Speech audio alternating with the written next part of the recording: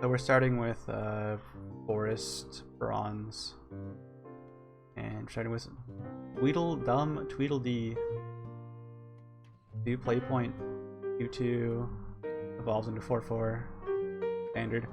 Fanfare, add 1 to the number of cards played this turn. So it adds to your card played count, affects stuff like Roach.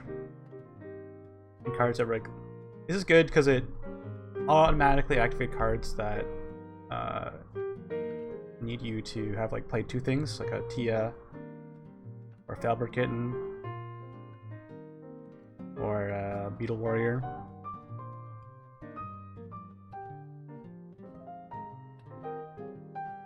Yeah, Q, we're doing the thing.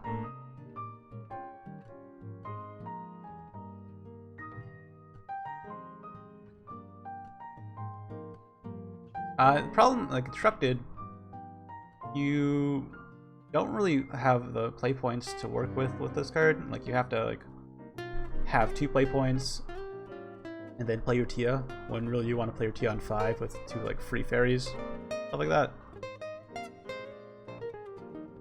Like it's like the fact is decent. I can't see you putting in your deck over other cards, especially if you're trying to build like that new neutral forest deck. It has no synergy with that. It does save board space, I guess.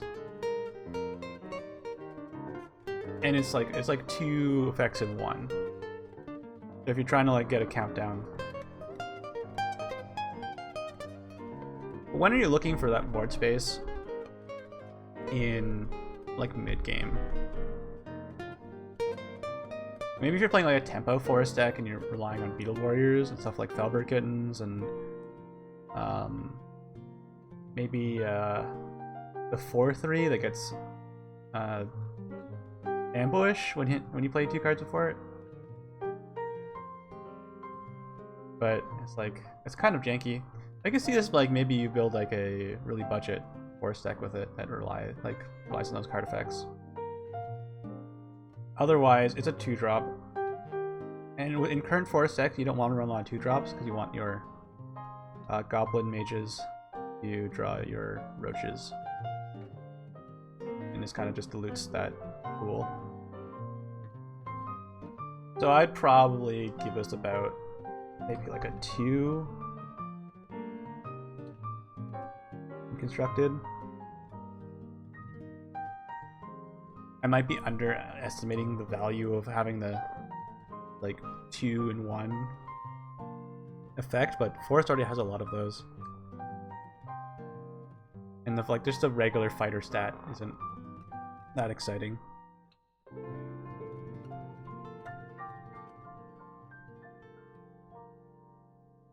For Take 2, it's a little different. Fighters are fighter stats are decent in Take 2, and you want to get a decent amount of 2-drops. Usually around like 8 2-drops is pretty good. And having this effect means you don't have to like drop your whole hand of cards to get an effect that requires cards played. And there's a lot of those effects in Forest, especially in Bronze and Silver. And just like being able to play 1 card, and get that effect immediately and Take 2 is actually pretty good.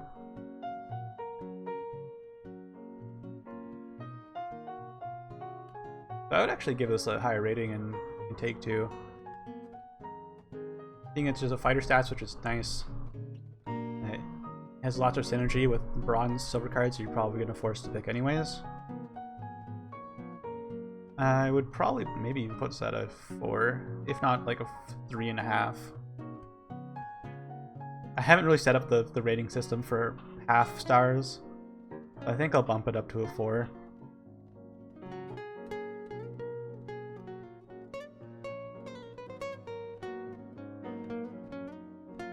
I'm gonna give this card a 4 in Take 2. If you can get value off its effect, you can make your draft a lot stronger. A lot of forest cards are pretty weak without the card count, having to play 2 cards before it. and they're usually really strong when you get the effect. Like Felper Kitten, for example, is a 1/1 for 1, which is below the curve. Usually you want like a 1/2, or something with a better effect. But when you play 2 cards before it, it's a 2/2 for 1, which is above the curve. There's a lot of effects like that. Okay, let's give it a 2 in constructed and a 4 in take 2.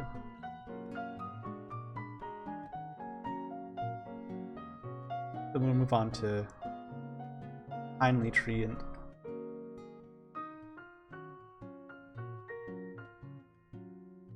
play point, 2/3.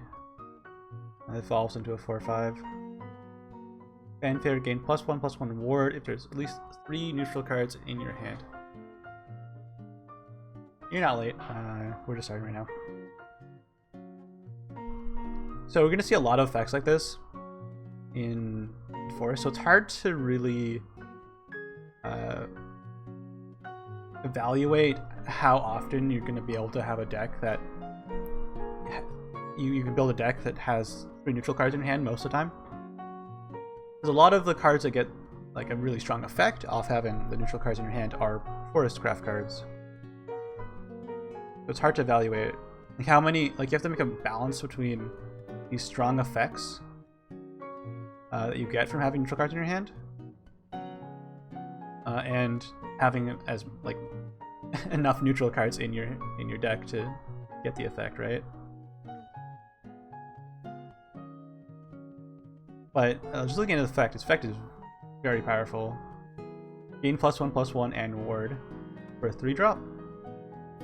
Becomes a 3/4 for 3, which is above the curve, plus ward, which shuts down a lot of aggressive decks. A lot of aggressive decks are going to have a real hard time getting through this early in the game.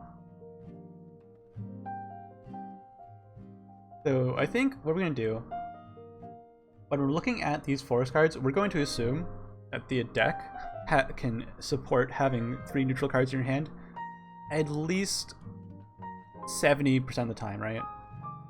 At least 70% of the time. So we need to make, like, that's how we're going to build the deck. So just looking at Kindly Tree alone, with that effect available to it most of the time, I'd probably give this thing a 4.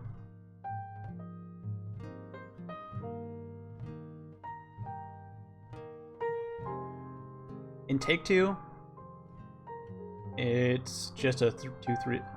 You're gonna be very lucky if you have 3 neutrals in your hand to get this effect in take 2.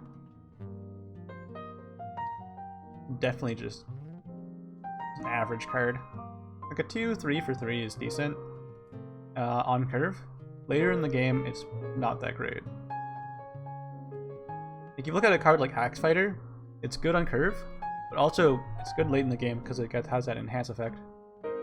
We said +3/+3 for 6 play points. This thing doesn't do very well in late game unless you manage to get 3 neutral cards in your hand late in the game to give it ward. But then again, like I don't think this effect is going to go off very often in take 2.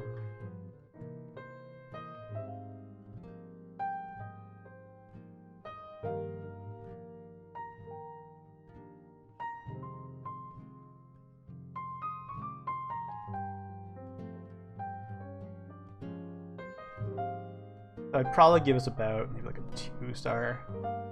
It's not bad on curve, which makes it okay.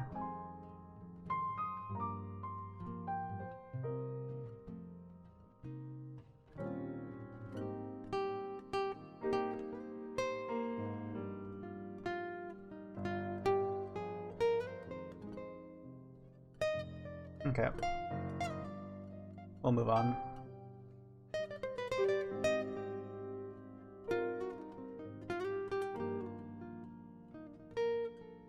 To the Woodland ban.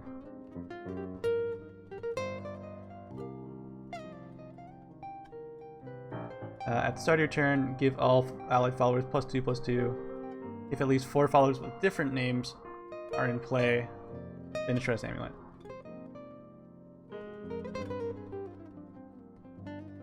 So the effect, pretty strong, right? 3 play points for +2/+2. 4 followers, but the condition is pretty hard to meet. I'd say Forest is one of the decks that has an easier time doing this, because they usually get away with running a lot of 1-drops, like May, Water Fairy, just fairies in general. Those are all like really cheap followers, and you can spam them on the board. You can also get like free cards, like free 0-cost fairies and 0-cost goblin mages, and try to get them on the board for this effect.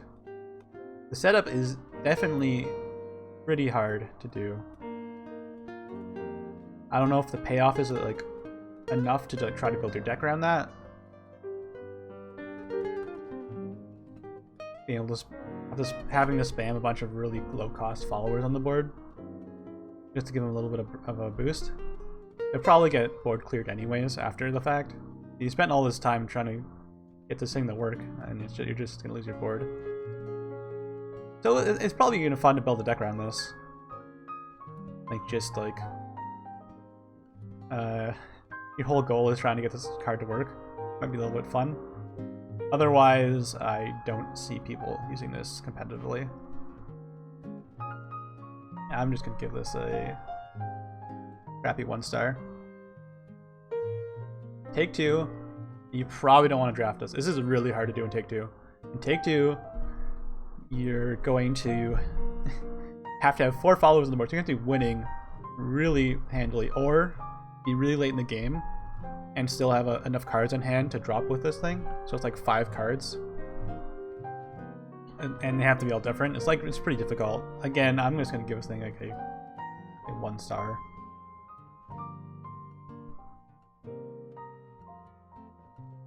Yeah, it's pretty trash.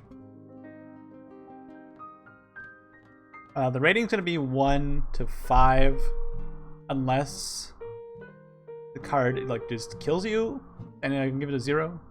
But I think it's 1 to 5 seems fair. Things don't normally get 0 stars. It means like they don't exist. Alright.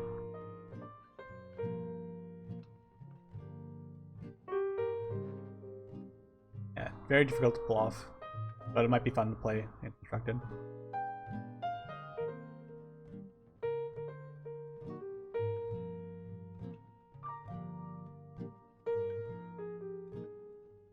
We're gonna go on to the last bronze card for Forest Craft here. Flower Princess.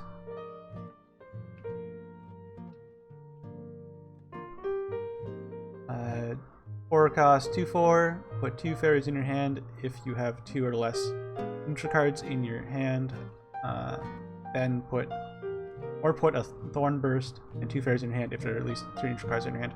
So again, I'm gonna evaluate this card based on its power of its effect when you have 3 neutrals in your hand. So when you don't have the 3 neutrals, it gives you 2 fairies, which is the same effect as Fairy Whisper.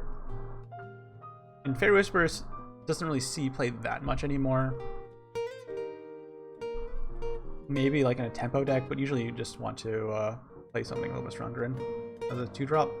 This card is a 4-drop, and it's usually a 4-drop will have like we glide stats, right? So 3 attack, 4 health. This is 1 less attack, so it's a little bit below curve for stats.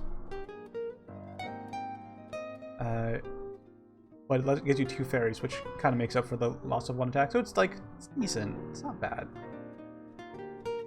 But evaluating it based on getting Thorn Burst most of the time. Thorn Burst is 2 play points, 3 damage to any enemy. So it's like a Crimson, like a Crimson, except it costs 1 more. So it's actually really powerful. So just evaluate it on the fact that you can always you usually get this Thorn Burst. It's pretty strong.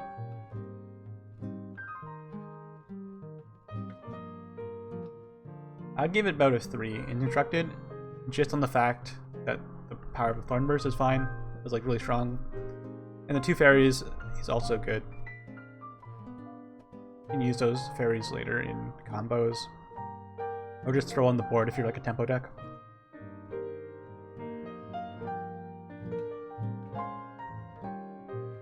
I would give this thing I think a 3 constructed. Take 2. You're gonna rarely see the effect of having 3 neutrals in your hand, but just drawing 2 fairies is fine. Just playing this like going first or second.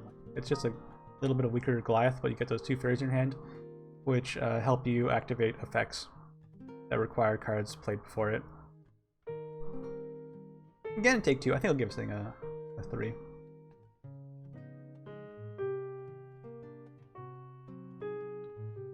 It's a decent card. I can't see it being like a first pick kind of scenario.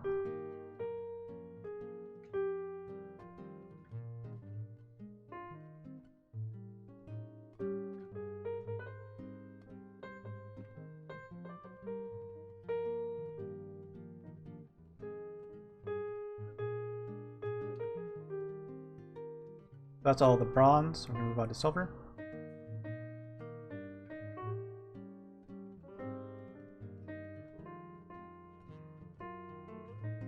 We got Abby, the Axe Girl.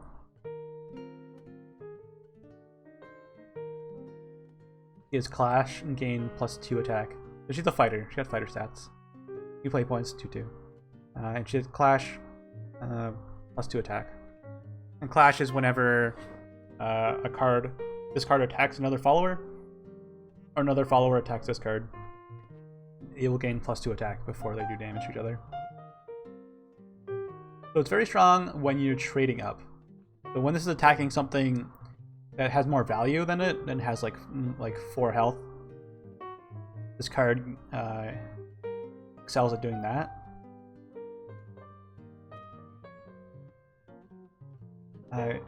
So you probably wouldn't see this in Constructed, because the effect is not strong enough. You'd rather just run removal if you're trying to kill something big. And you would. There's so many other 2-drops that are just better than this card. But in Take 2, it's actually pretty good. You're doing a lot of trading in Take 2, and the ability to trade up into like a 3-drop or a 4-drop makes it pretty strong. Also makes it kind of annoying for your opponent to try to remove it with combat damage. So she's kind of a magnet for removal.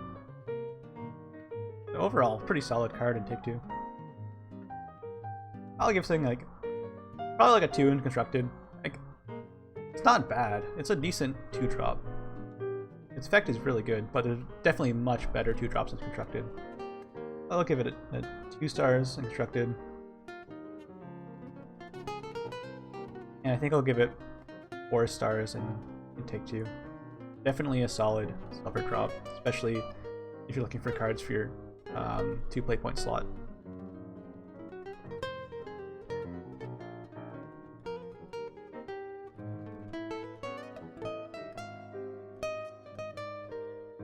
Okay.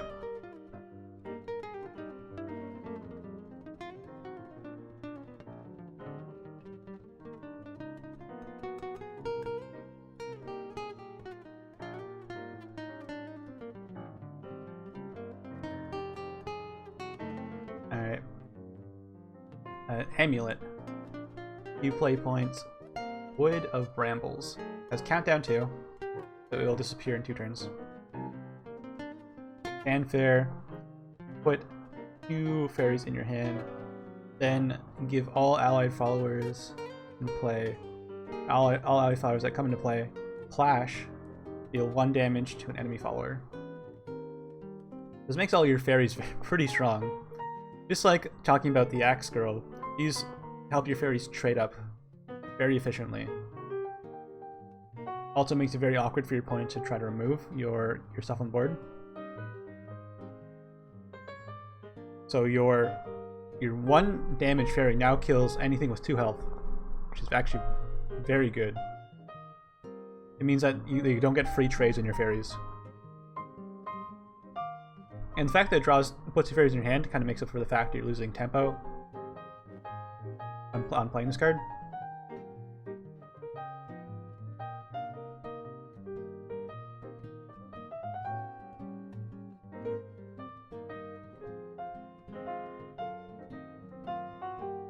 Yeah, it's a pretty good effect. But is it good enough for Constructed? What kind of deck wants to see this in Constructed? In Constructed, your opponent's probably not going to trade into your fairies with this up. If they're an aggressive deck, they're just going to go face. And if they're like a mid or a control deck, they're probably going to have like a board clear. Most likely, the control decks can clear the board. The mid deck might have a problem with this. The only deck I can see having a problem dealing with this card is maybe a mid-range, facing an aggressive list. But you lose some aggression in Forest when you're playing this card because you have to play the 2 play points for it, and you're not really developing a follower at the same time. It'd be hard to put this in a deck.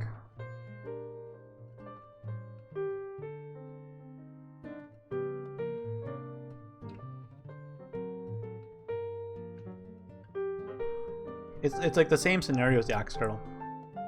They're just better things you can play in Constructed. But in Take Two, it is like a very strong effect because there's a lot of trading happening in Take Two. Because the game's gonna last a bit longer. The only thing is it's gonna slow you down a little bit. You have to play it on curve. This is better when you already have some things on the board and you can play some other stuff beside it. So I'll give this thing, I think, a 3 in Take Two. And hard to say for Constructed. I don't think it's going to see any play.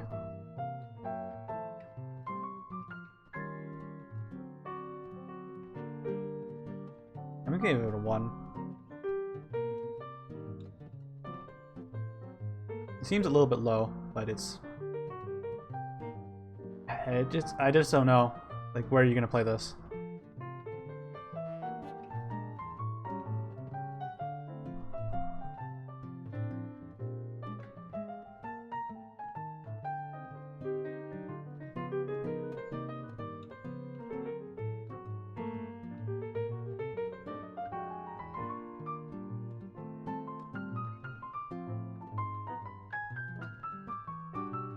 Alright. Snowfield Warrior. 4 play point 3/3. So below the curve, stat-wise. But it has Rush. And it has whenever this follower attacks and destroys an enemy follower, it get +1/+1. This follower is not destroyed.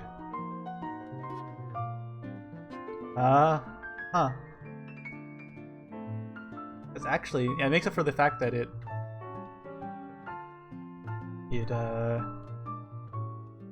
doesn't have that 1 health. This card's really good. Oh my god. This card is really good. It compares to Juno. Juno, when you're going first, kills their 3-drop most of the time and survives. And ends up being like probably like a 4-1 or a 4-2 or whatever. This thing, when it kills something, if it kills something with 2 attack, this becomes a 4-2. If it somehow survives, which it probably won't, it will keep on growing. Yeah, I think better on curve than a Juno in Sword, but doesn't have the enhance effect that Juno has. So, like, right away, this thing is... I'll give it 4.5, but I'm not... My system I have here doesn't have a 0.5. I'm gonna give it a 5-star in Take Two.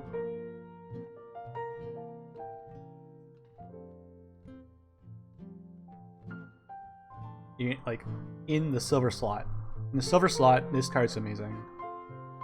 You're going to want to pick this card up as often as you can.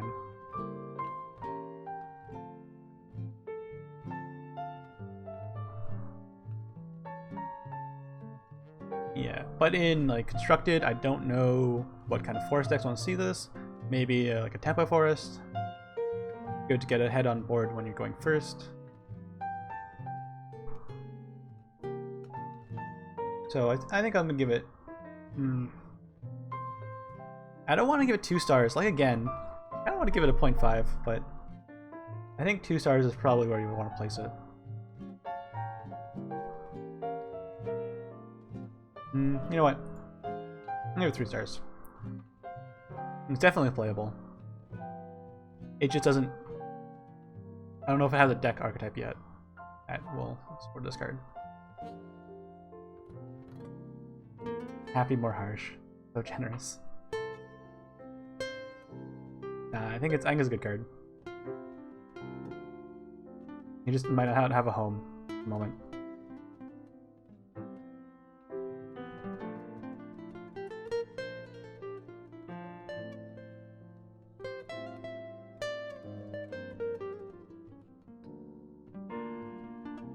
A lot of good silver and bronze cards for like new players. Looks like you can build some like decent budget decks with some of these cards.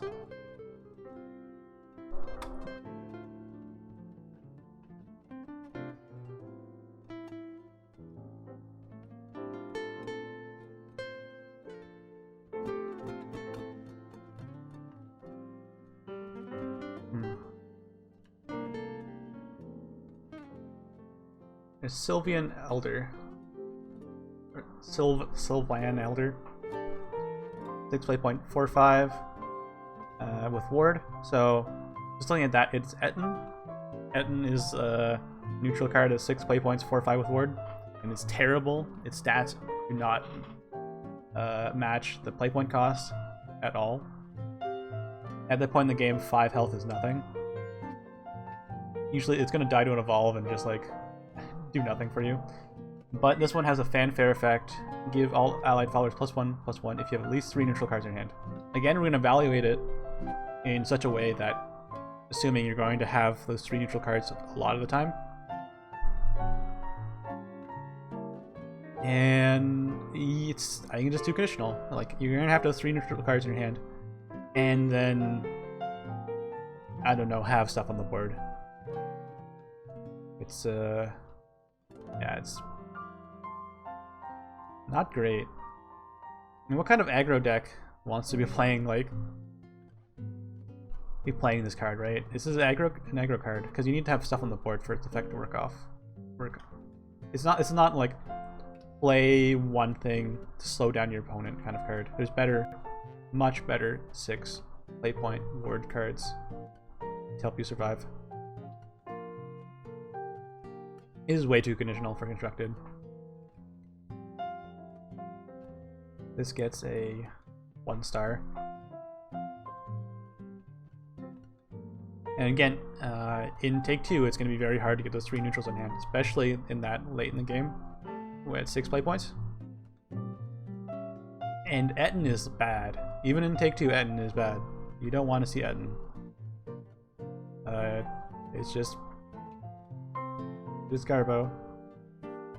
Again, just 1 star.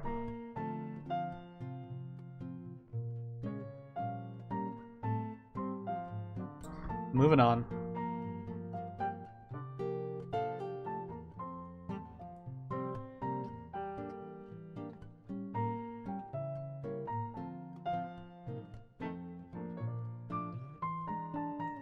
Twin Alpha Salt. Rem and Ram here. 2 play points, it's a spell. Deal X damage to 2 random followers, where X equals the number of neutral cards in your hand. They're going to go with the forest having 3 neutral cards in hand kind of deal, so that's going to be your average. Dyslexia. Yeah, dyslexia sucks, dude. Where you're going to have an average of 3 neutrals in hand. And most of the deck is going to be based around having 3 neutrals in hand, so we're going to base this card around having at least 3 neutrals in hand. So with that in mind, the card is nuts. 3 damage to 2 things is insane. That's going to kill opponent's 2-drop and the 3-drop 100% of the time. Not 100% of the time, but most of the time. A very, very high percentage of the time. This is going to kill 2 things on your opponent's side of the board.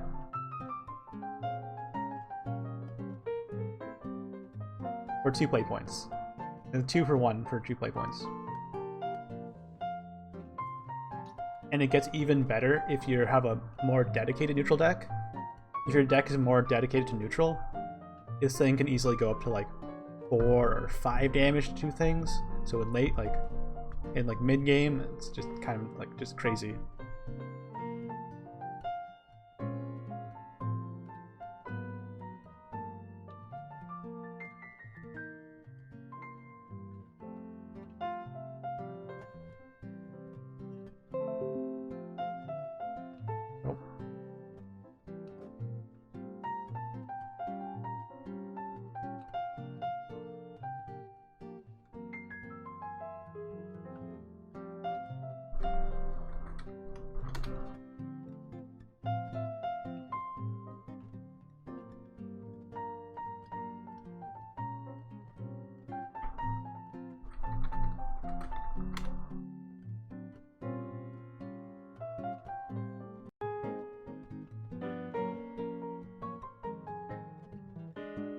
Back to this card. Still talking about this card. It also hits random things, right? So it hits stuff in ambush, and hits stuff that can't be targeted by spells. So it kills Mainu, kills Pepe the Frog, it kills Shadow Reaper. This card's pretty crazy. I think we're gonna give it a solid 4.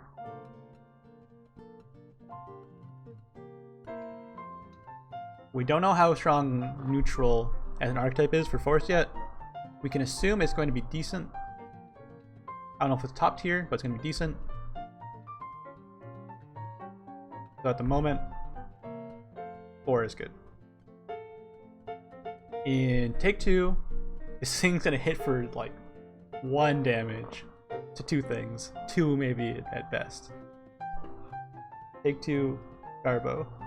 Crash. Alright, you got that light?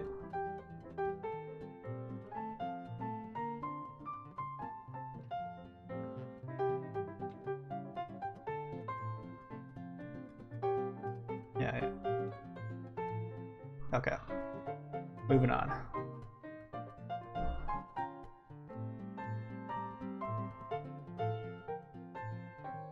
Magical Fairy Lilac. I really like this card. I think this card's really good. I'll go over it real quick. 3 play points, 1/4. So she has the combined stats of a regular 3-drop. It's just the fact that she's weighted on her defense more than her attack, which is, you'll see, is actually pretty good. She's got Clash, destroy enemy follower, and then remove this follower's Clash ability. Means she kills everything in the game in Clash. So she has Medusa's effect. Kind of. It's Clash. Medusa's effect is not Clash. Medusa's effect only works when she attacks a follower. This works when a follower attacks her as well. It means that like they could throw something they don't want away at it, like a 1/1, which destroys the effect. Which is kind of like bad. It still kills something, but you'd rather use the effect on something else.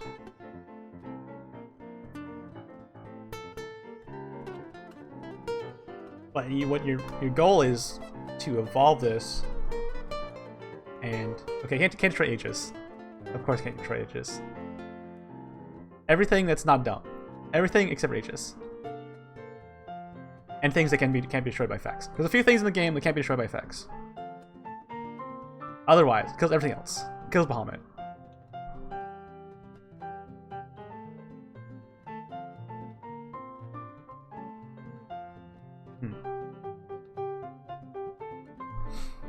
So I think, just based on how strong his effect is, and the fact that it just requires one evolve to kill pretty much everything, and you still have like a 3/6 body on the board, which actually okay. That also deals with like a lot of little things, which is good.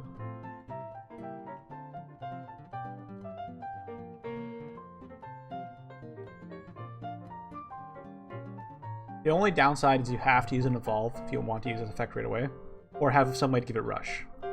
And right now, there's only one way to give it rush in Forest, and that card is the Gemstone Fairy, or whatever her name is. And she's not that great. She costs too much play points. I really like this card. Decent way to remove a lot of things.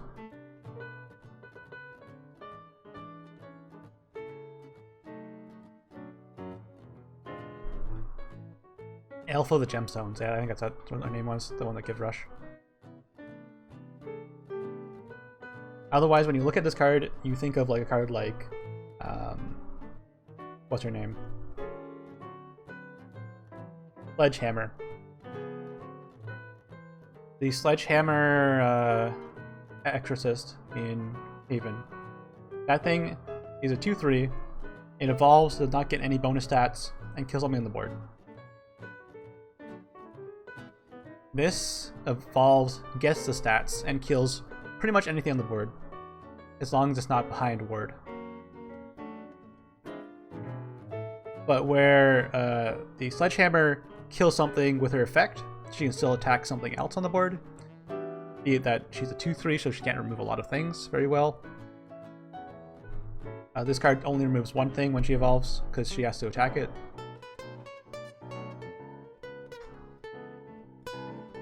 But she does get the bonus stats. And a 3/6 is actually pretty decent. You remove like 2 3/2s on the board, possibly. And not of a lot of things evolve and kill this. A lot of things have like 3 attack and then evolve with into 5, and won't be able to kill us.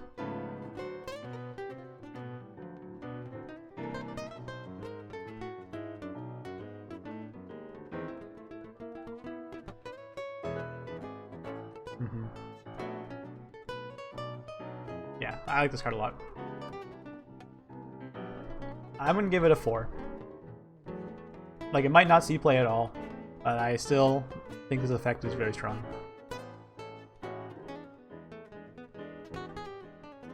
I'll also give it a 4 in Take 2. It's not a game-winning card, but it's definitely something that's decent in late game as well. Just like if the opponent has one big thing on the board, you just drop this and then have removal for it, it's gonna kill the next turn.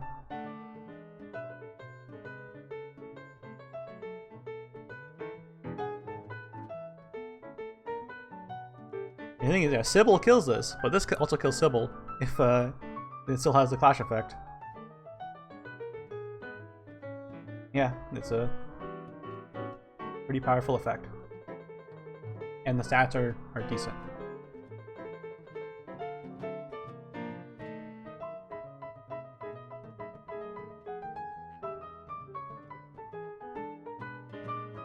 We go on to the Fairy Driver. Swag Master Fairy Driver. 4 play point 3/3. Whenever an allied fairy comes into play, give it +1 attack and Storm until end of turn. And Storm. All your fairies become 1 play point, like wolves.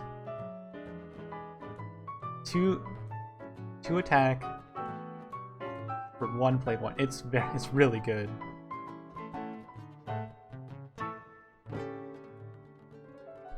Thing is, when are you going to play this?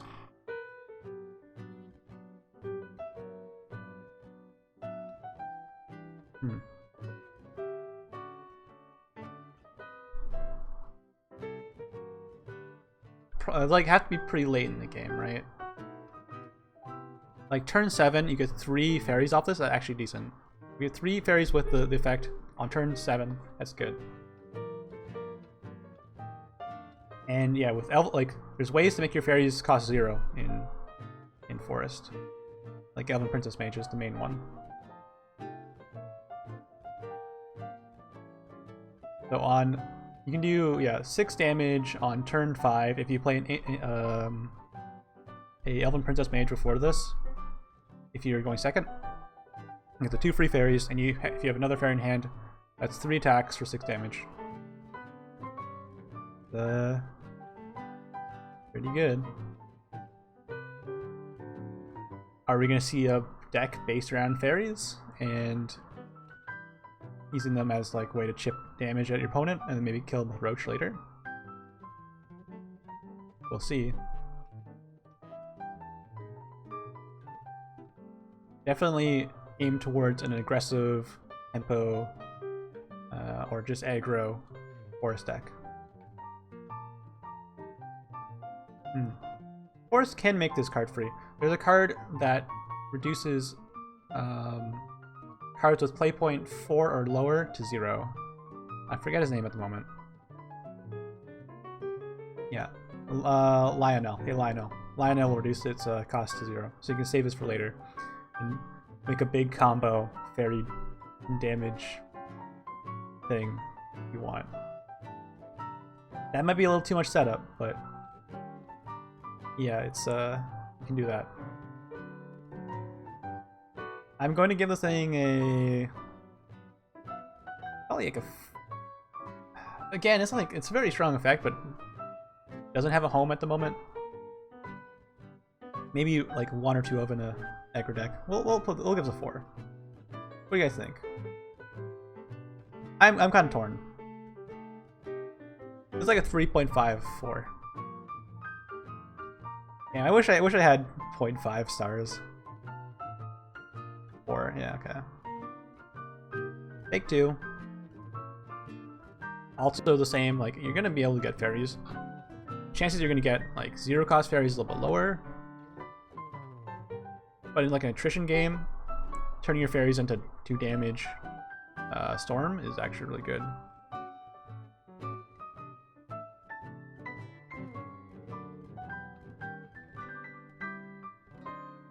I'll also give him a...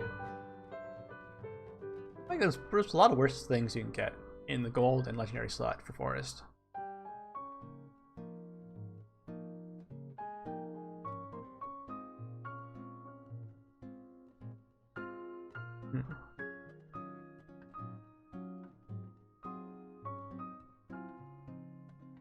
I'll give him a 4 and take 2 as well. It's not something that requires a constructed deck to build around. Just getting enough fairies to work with this card is decent.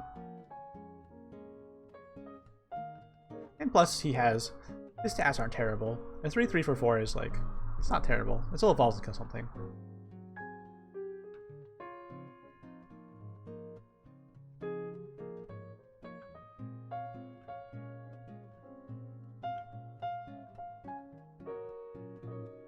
Okay.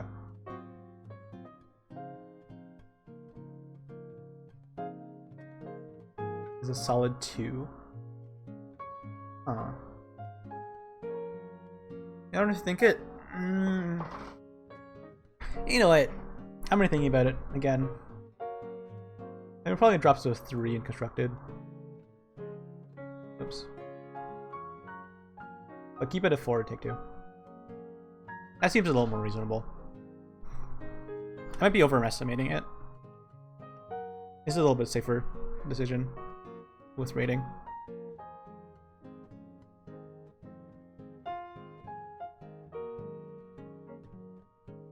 Yeah, he's not Curse General. Curse General gives everything Storm, which is kind of insane.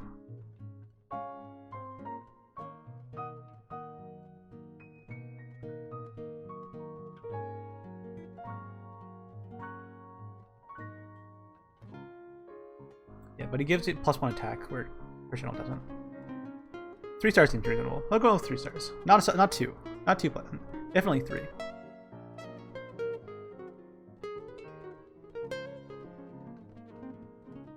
Alright, moving on.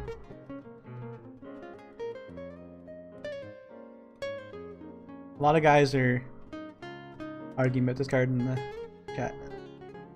We don't know if it's good or not. Well, it requires testing. That's good. Like, when you, like, some people think the card's really good, some people think the card's bad.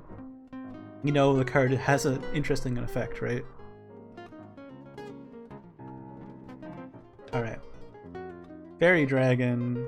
Oh boy, their first legendary. Ward. 2 play point, 0 attack, 4 health with Ward. Fanfare, add X to follow attack. The value equals the number of allied fairies that have been destroyed during this match.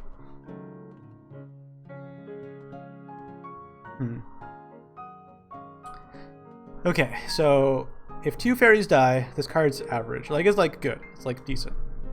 But you're never gonna have 2 fairies die on turn 1. So things never gonna come down on turn 2 as a 2/4.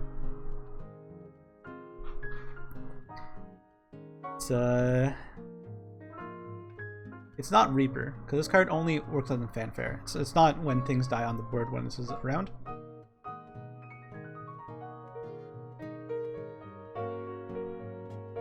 In a game, how many fairies die on average?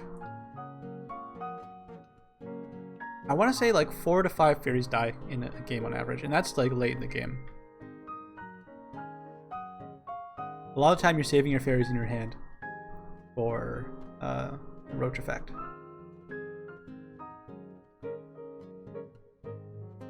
Yeah, and the fact that you have to play this pretty late in the game to make it worth it, kinda like the 4 health is probably gonna be easily removed by removal.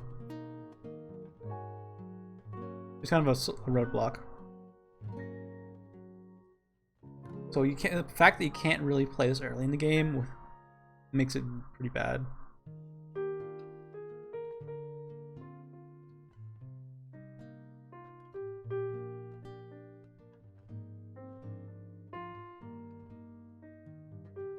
There's just much better things you want to play with Word in Forest.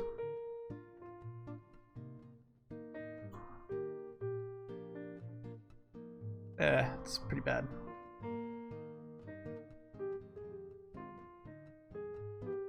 We're gonna give the thing a 2 stars, I believe. Yeah, 2 seems about right.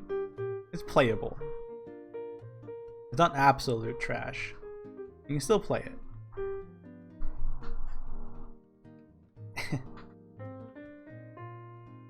Good in the meme deck, yeah. Take 2. Oh man, you never want to get this in take 2. Again, it's like 2 stars in take 2.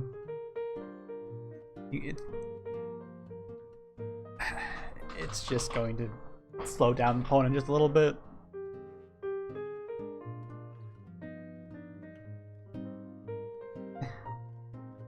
And like, you might get enough fairies to make this kind of good. If you get Fairy Cage and take 2 with this, maybe you can get a lot of attack on it.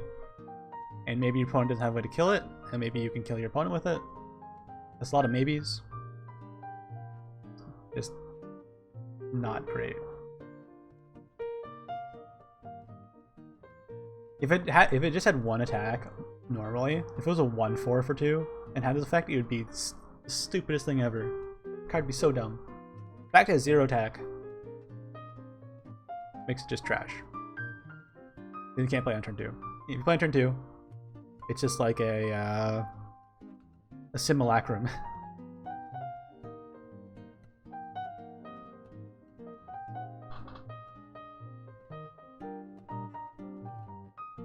Okay, we'll move on.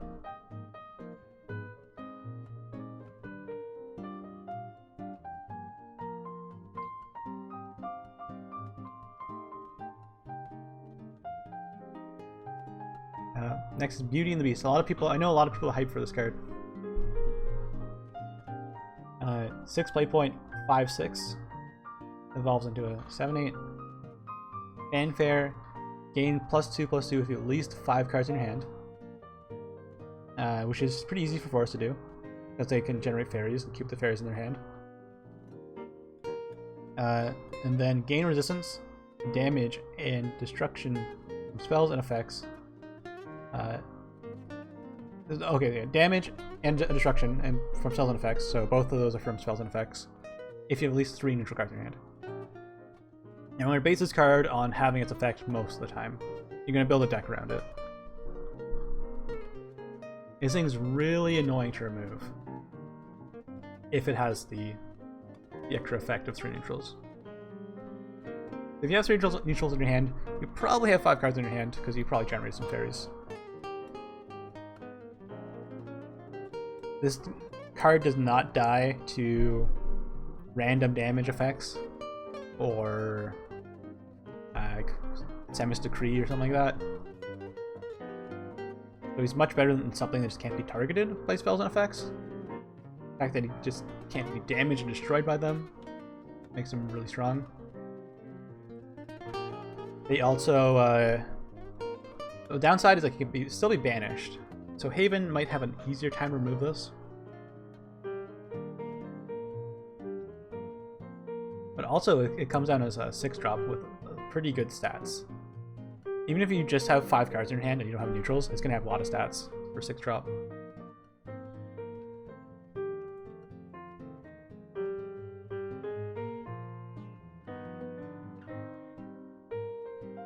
Yeah, and it can still be transformed. It's going to be transformed into like Snowman or something still. And it can be banished. But otherwise, a lot of regular removal will not kill it. Meaning, if the opponent doesn't have a way to deal with this, you can do a lot of damage to them. It still gets stopped by ward. Still can be killed by a bunch of things stacking into it. It dies to Ector in 6 shadows. That's true, it does.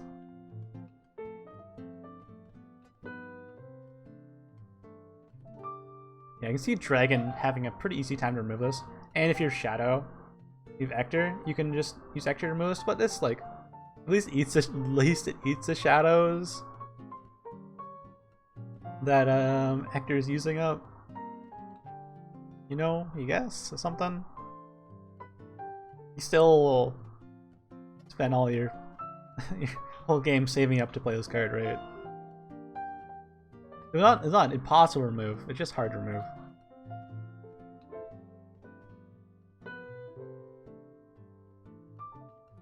I don't know, what do you guys think? I'll give it a 3. You wanna give it a 3 instructed?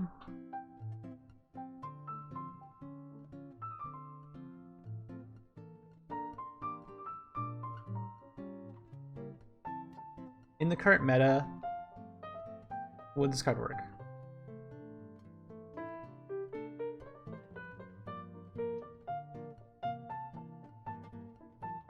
Yeah, a lot of people hype for it, especially people who are a fan of Forest.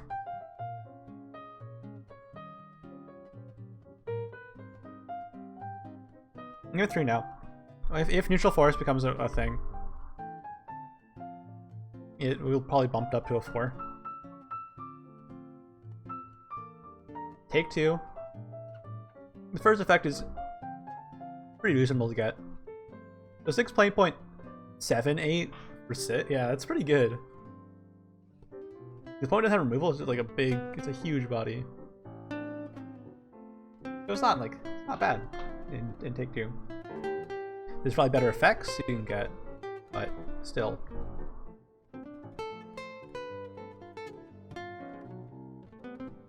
I'll go with a 3 and take 2 as well. Anything better than it?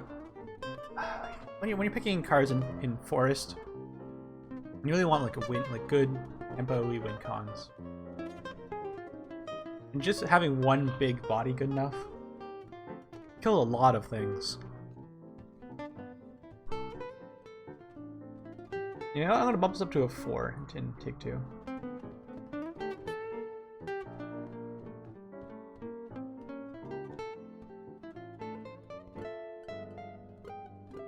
Target it.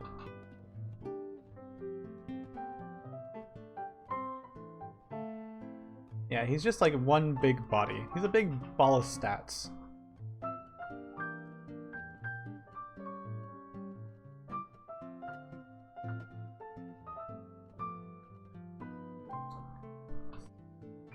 You know what?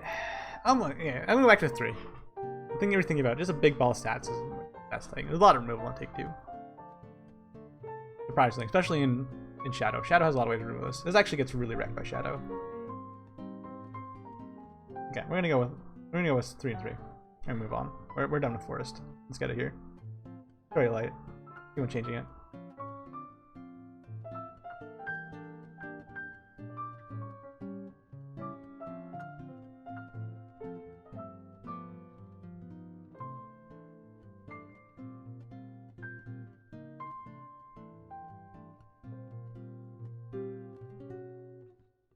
I want to look at the bronze cards for Sword.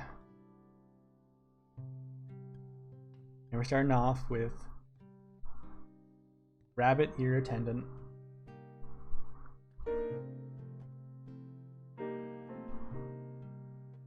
Yeah, a lot of people like Sword. I'm really liking cards that Sword's getting. There's a 3 play point, 2/3. Fanfare, draw X cards, where X equals the number of allied neutral cards in play. Thing to note, Forest does not have a lot of 3 play point, 2/3 officers. It actually might be the first one. I think this is the first officer that's 3. It's a 2/3 or 3.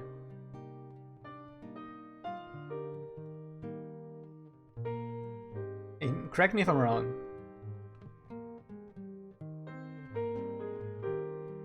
Back in Darkness Evolve, this card would have been amazing. No one cared about the draw effect.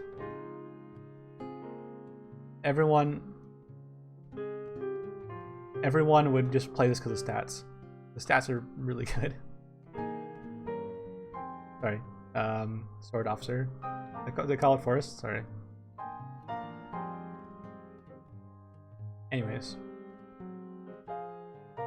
Everyone would have loved this card. Because it's a 2/3 officer. That kind of like officer buffing strategy is kind of like not that great anymore. Otherwise, draw X cards. X equals the number of allied neutral cards in play. On curve, you probably draw one card at best, which is good. Replace this elf with decent. And get like 2 draws off this. It's actually really good. Is it better than other 3 drops? Probably not. Like, if you're playing an aggro deck, you want to like just end the game before you run out of cards anyways.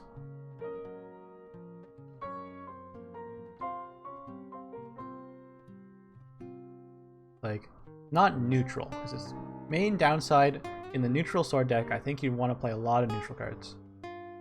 Not neutral. It means it's not going to get buffed by Alice. It's not going to get buffed by Princess Kiss.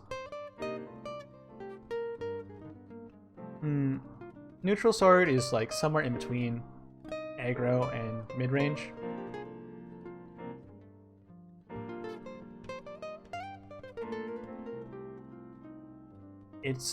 I feel it's more on aggro side. But it's like, I guess it's kind of like mid-range, right? You're not like playing a bunch of storm cards going like all in. You're just playing really, really valuable followers over and over again.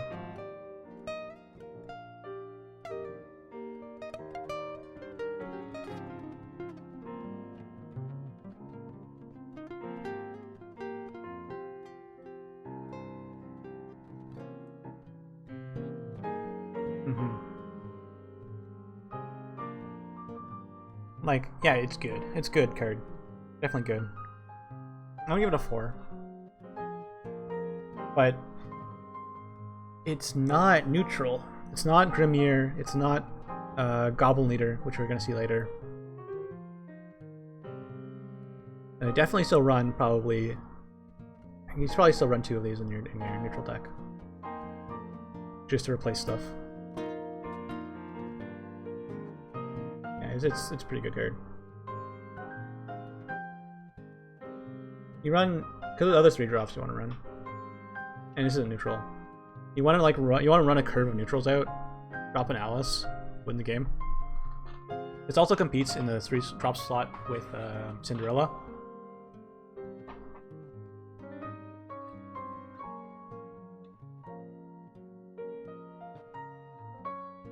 We'll see.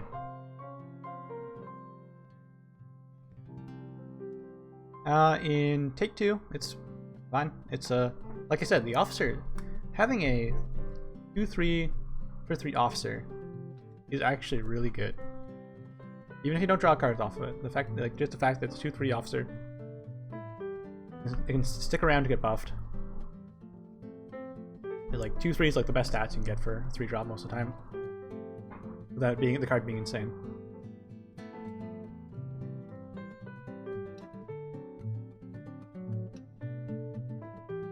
If it drew off of cards that weren't neutral, I would definitely give this card something like a 5-star, but it only draws off neutrals. So I would definitely give it a 4-star and Take 2 as well.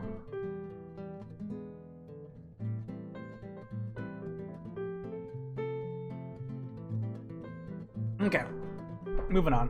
Card's strong.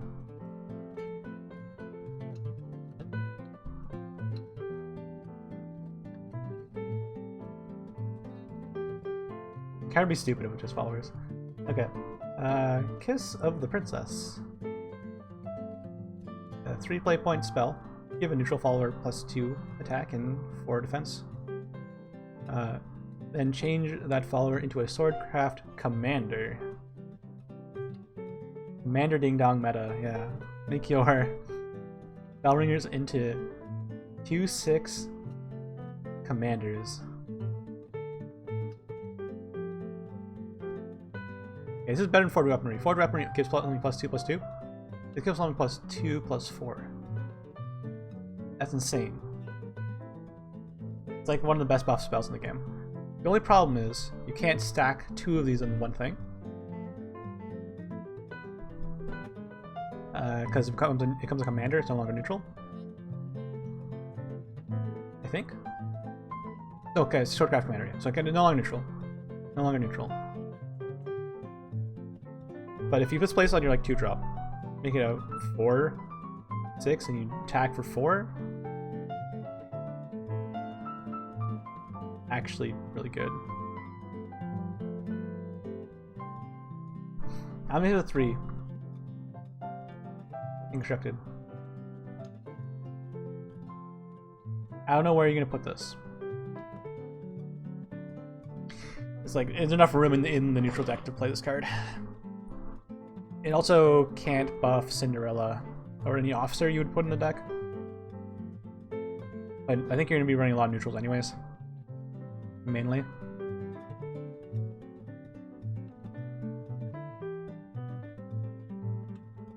Yeah, make sure Unica's 4/6s. And you have to deal with the Unica and still healing you. Pretty damn crazy. I'm not gonna give it a 4. Because it requires other cards to work. It doesn't just work by itself. It's bad if it's your only 3-drop in hand. Or you don't have a 2-drop on the board anymore because it got removed.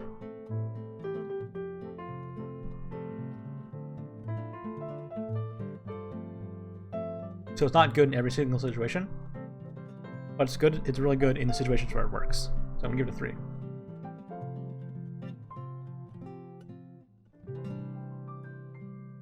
Valen's Chosen was really good, but also you gotta remember that Valen's Chosen was in a class that could heal on command, and also gave spell power. And spell power was really good in Priest because of like what's the card called? Holy Nova.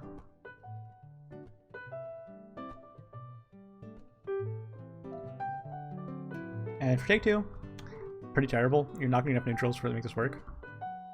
Most of the time. If you can make this work like once, it's like decent.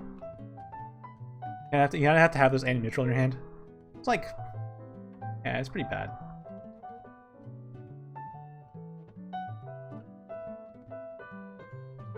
Even 1-star. Oops, 1-star in Take 2.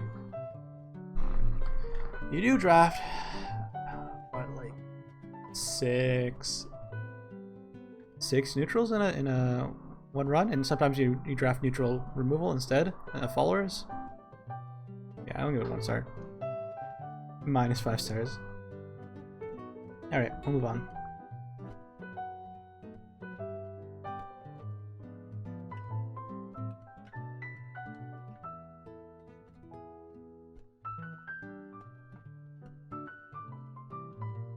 Konoichi Master. Konoichi has been upgraded. 5 play point 3/2. Ambush. Summon a Konoichi trainee. In their fanfare. And the Konoichi trainee is a 2/1 with ambush. So we got more ambush synergies. Already looking at this in take 2. That's a good card. It's a 5/3 for 5. Let's go with ambush.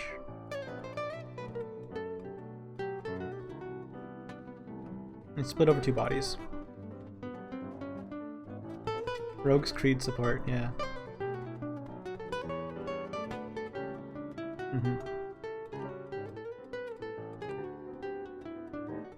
Definitely restart and take 2. Also stops Bahamut. It's good at stopping Bahamut from attacking you. And Koga's. Also means that it has a good potential of getting buffed by some like a anthem effect from like Wilfred or something, because it's not gonna get removed most of the time. It does die to a lot of AoEs. A lot of AoEs are like 2 damage or 3 damage. It's an officer.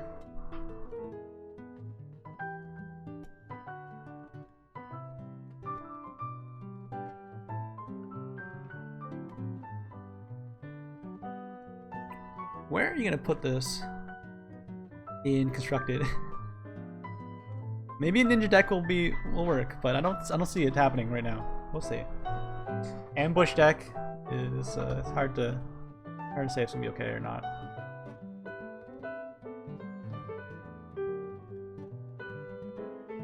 We're gonna give it a solid 2. And the 5 drop slot is super clogged in Sword. It's true.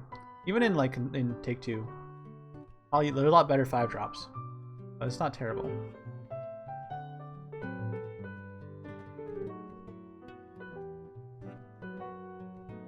Dude, if you want next expansion, remind me and we'll do an art rate as well. We'll have constructed, take 2, and then the art. The art will be a different rating. But that's for next time.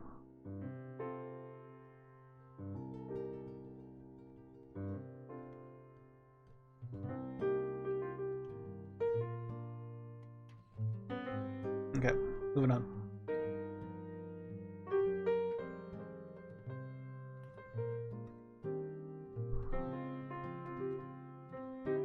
Axe Destroyer. Definitely 5 stars in the plot development. 6 play point, 6/5, and that's it. It's just a 6 play point, 6/5 officer.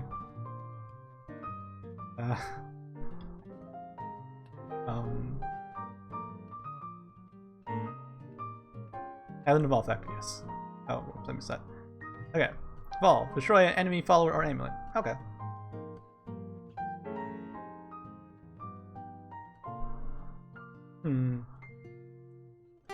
That's a really good effect. Problem is, it costs 6.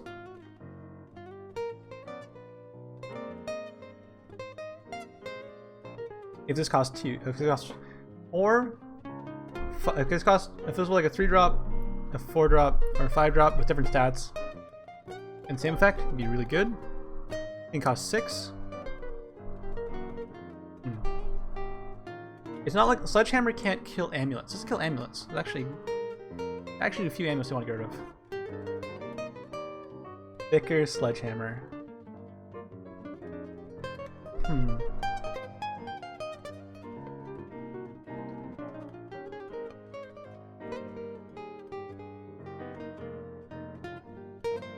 If you're going second, yeah, this is a evolve on curve.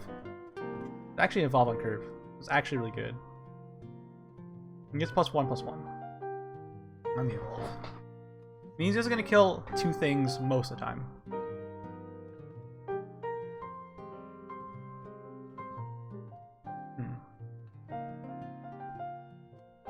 Yeah, okay. In Take 2, this card's amazing. It's going to blow up so many things. Especially if you draft a lot of Luminous Mages, you can save your actual evolves for this card. I almost want to give us a 5-star in Take 2. What do you guys think?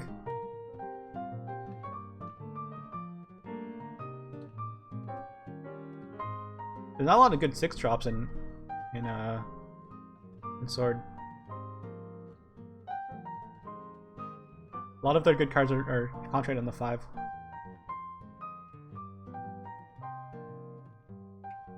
Card's pretty damn solid.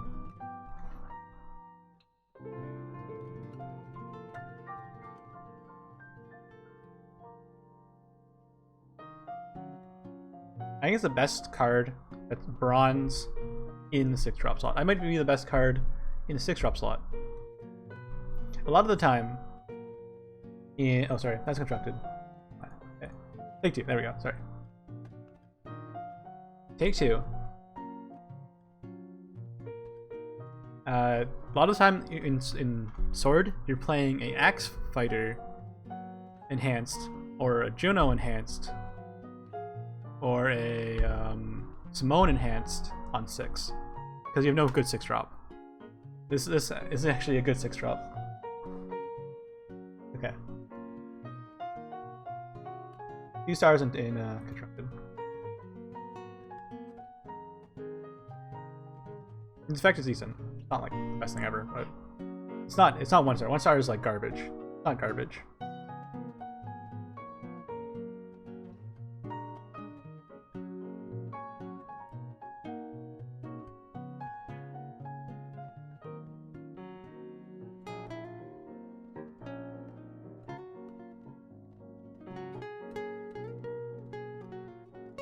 I think 2. I'm gonna go with 2 stars. Its effect is fine. It's 2 for 1 card and evolve.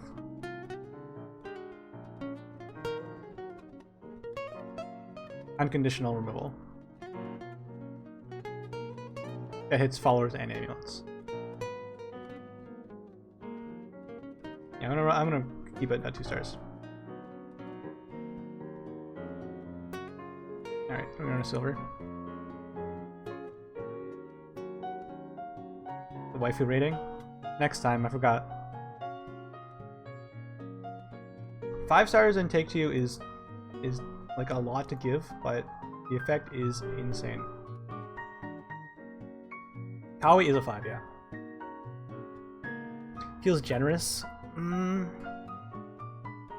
It's bronze. You're gonna see it a lot. It's like the best 6-drop you can get.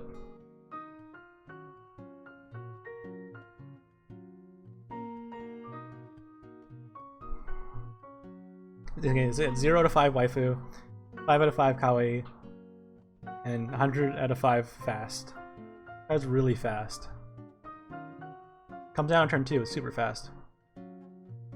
2 play point, 1/3.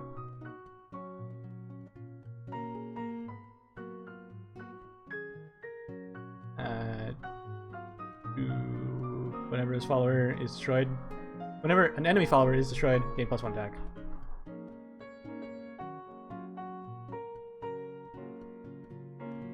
It's got good stats for an officer. Having 3 health means it's not going to die right away. It means you have a chance to buff it.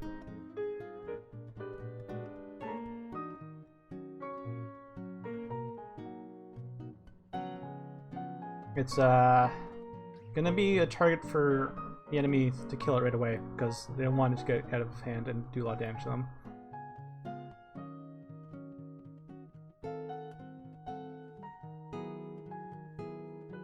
Yeah, it's like, if your goal is to buff your cards, it's decent. because the stats make it easier to buff.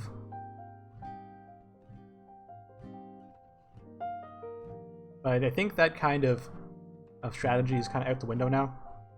It used to be a really good strategy in Darkness Evolve, but the game's kind of evolved since then, where this card probably won't do as well.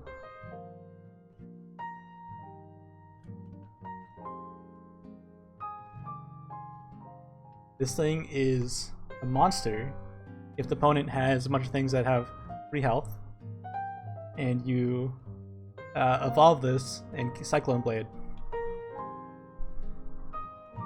That's the dream. Make this an 8/5.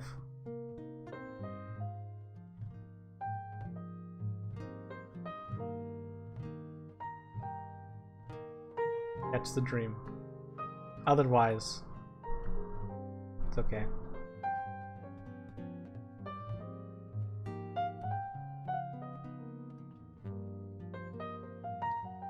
I'm gonna get 2 instructed.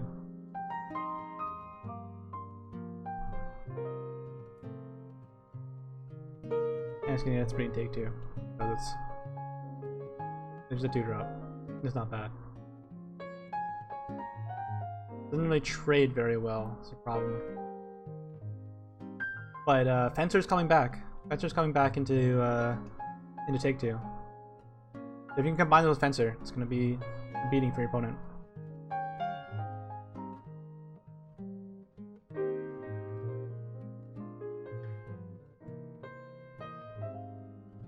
Definitely a lot better silver drops. But yeah, it's fine.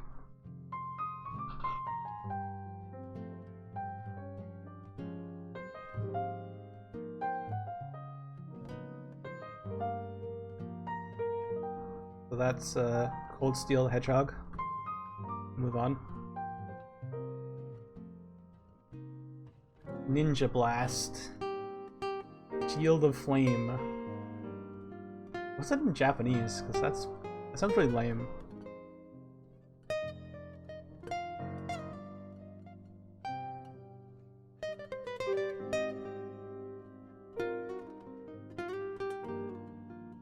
The jutsu, right?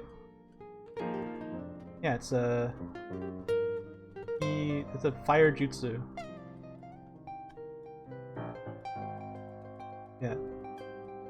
Kantan no jutsu. Okay.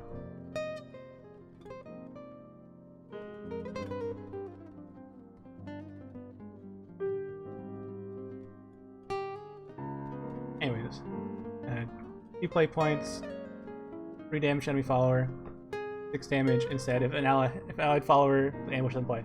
This is the first sword card that's 2 play points, 3 damage. That seems to be the standard now. 2 play point, 3 damage removal is the standard for removal. And usually they have a good bonus effect along the side of it. Like Hungering Horde kills everything that says the same name. Does damage to everything with the same name. And Zombie Party has Enhanced 7, create 3 zombies. So this does not nearly match up how good those kind of cards are. But it is swords only, 2 play point, 3 damage.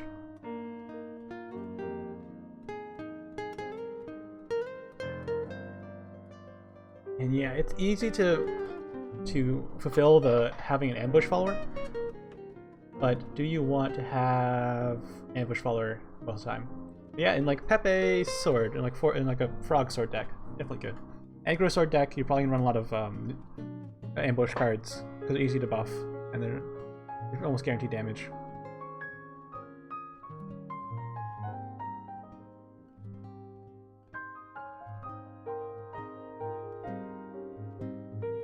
I think I'm gonna give it V3 instructed. Just in the fact that sword does not have a 2 play point 3 damage removal. Does it replace Wholesale Swing? No. Wholesale Swing... An aggro, yes. Aggro in mid-range, I don't know if it replaces Wholesale Swing. Wholesale Swing is really good going second. It's super good going second.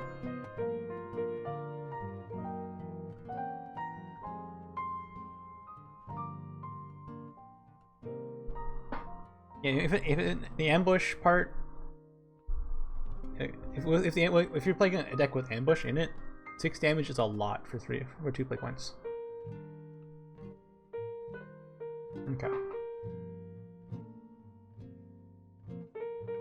Usually better than this one. Yeah, it removes. I think it removes Grimir. Grimir and Urias are 2 cards that kind of like force the 2 play point, 3 damage kind of removal kind of meta.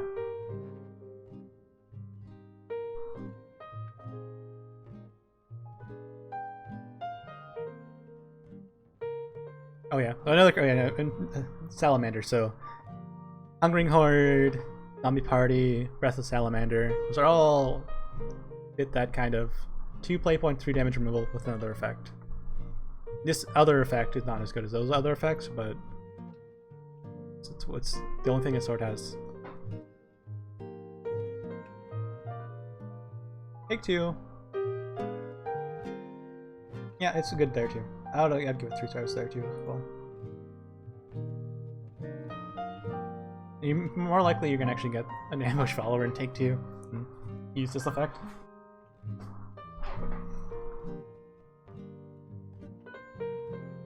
I might even give it a 4, but 3 seems reasonable.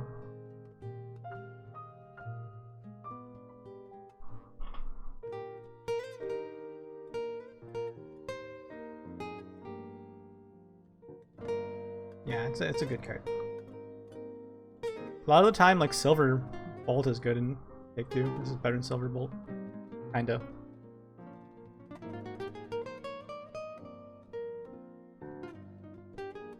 Moving on to the card with the best art.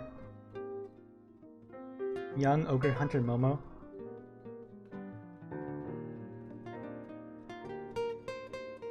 Uh, 3 play point, 2/3 with Rush. And it's Clash. Gain Bane until end of turn if the enemy follower has at least 5 attack. I think it's really cute.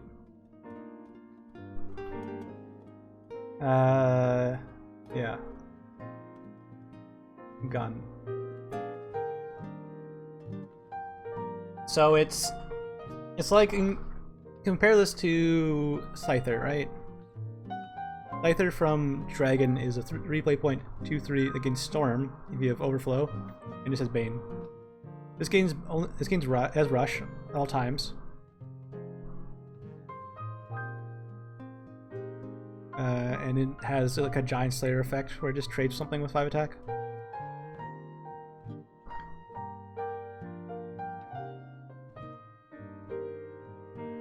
It's not that good.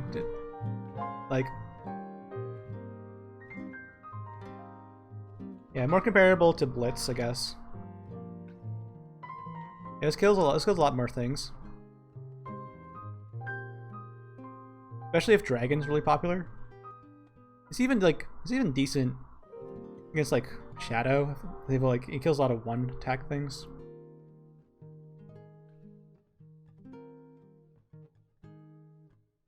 I feel like they should have gave it 1 more stat. I don't know if the effect is good enough to warrant being a 2/2 for 3. I don't think you're gonna play this in like neutral sword deck. Maybe as like pseudo removal.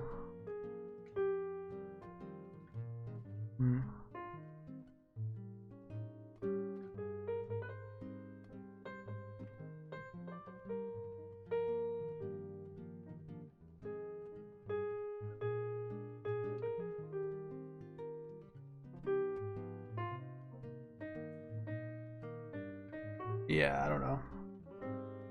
Because he trades. Like, a lot of like Tsubaki just kills it. But Tsubaki's literally slow against Dragon. Yeah, I think if like a 2/3 would make it really, really good. 2/3 with Rush would be stupid good. That'd be way better than Blitz. The Blitz isn't even that great.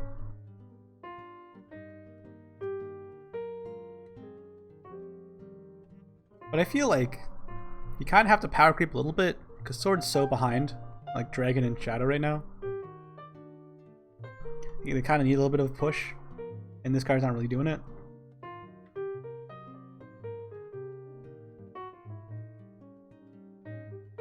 But where it fits, it's alright, I guess. It kills a lot of dragons things that are evolved. 3 at least? I feel like 3.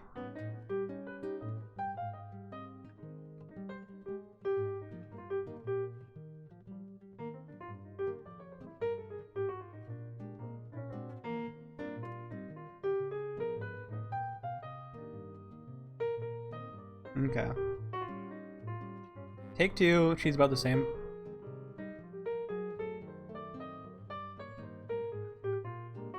I would say 3 and take 2 as well.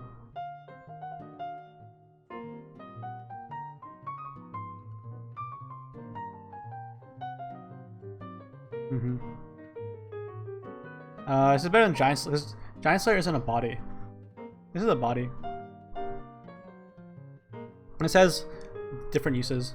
It can remove the other things on the board that don't have 5 attack, because you can evolve this card as well.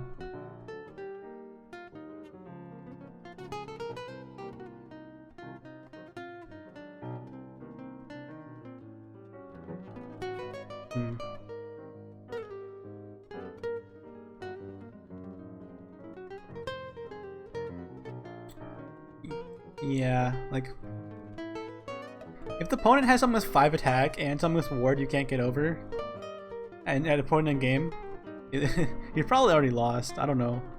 Like, this doesn't help you get back in the game in that situation, but you're in a really bad spot anyways.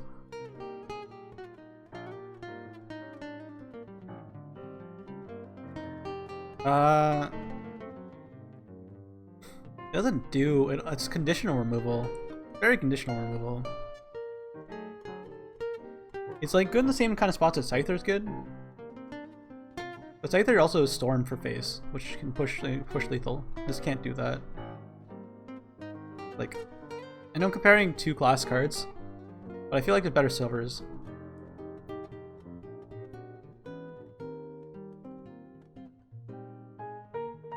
Yeah, it's good. Like, I'm not gonna give it any more than 3. Thanks for the follow, Tuft Deer.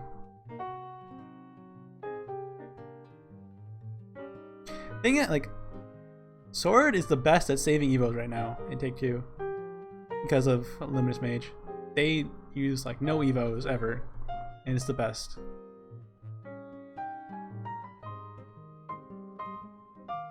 Five out of 5 Lolicon bait. Okay, we're gonna go with 3 and 3, and end it there.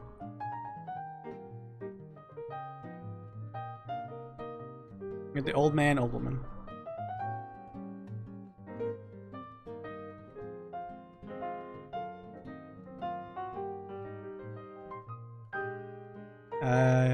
Old man, old woman. 3 play point, 1/4. Officer. Evolves into a 2/5. It only gets +1/+1. Can attack twice per turn.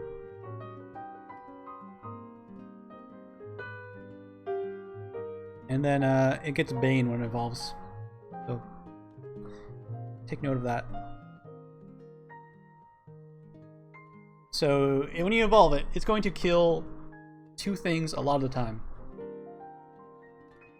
With the Bane and be able to attack twice with Rush on the evolve. It's a 2 for 1. You can kill something infinitely bigger than it.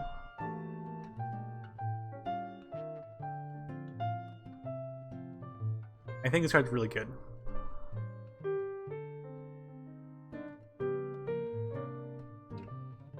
Even as like a 1/4 on 3, opponent kind of wants to remove it right away because the potential of just buffing it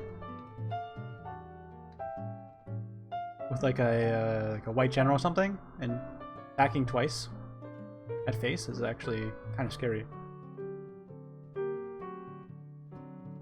Control Sword wouldn't mind using this, I think. Kills a Rahab and a Sybil in the same turn.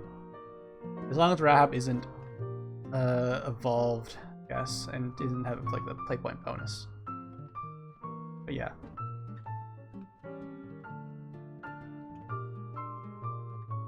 Just buff and go face. Yeah, you do that.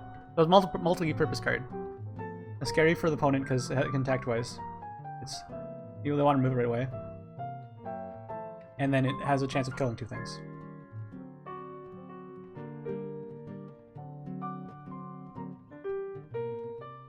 No. A card that lets Albert like if you play Ariette on Albert, he only gets to attack one more time. She only gives them one more attack. She doesn't reset their attack at all. Pretty sure.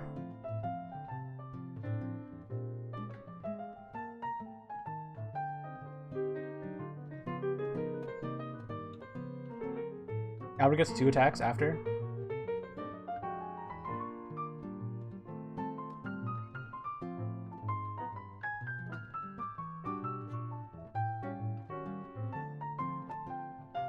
Oh, okay.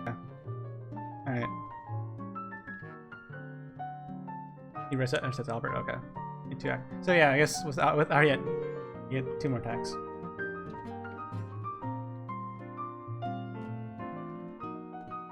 Okay. Yeah, he just doesn't come up very often, because you don't really play Ariette that often. Turn 2 KO. Okay. Yeah, that's a good card. Let's give it a rating.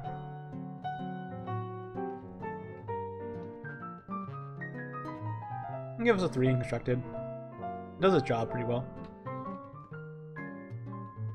Give it a 4 in take 2. The fact that it removes 2 things with 1 evolve.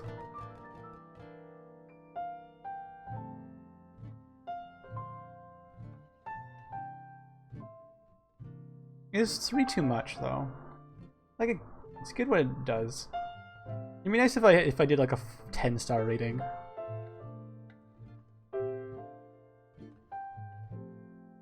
Could be easier to like add.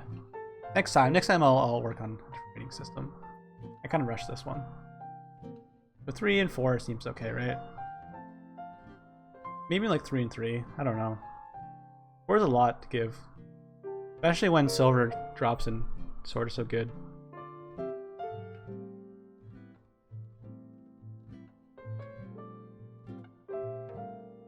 Probably a lot of times it doesn't do anything.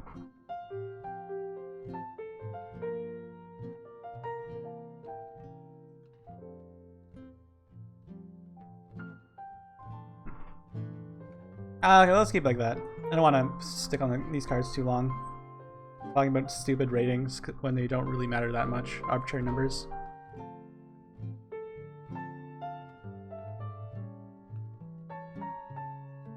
We want a gold.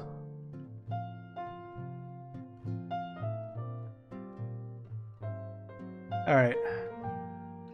Maisie, Red Riding Hood. You play 0.22. Evolves into 4/4. And when she evolves, destroy an enemy follower if a neutral ally follower is in play. That is pretty insane for a 2-drop.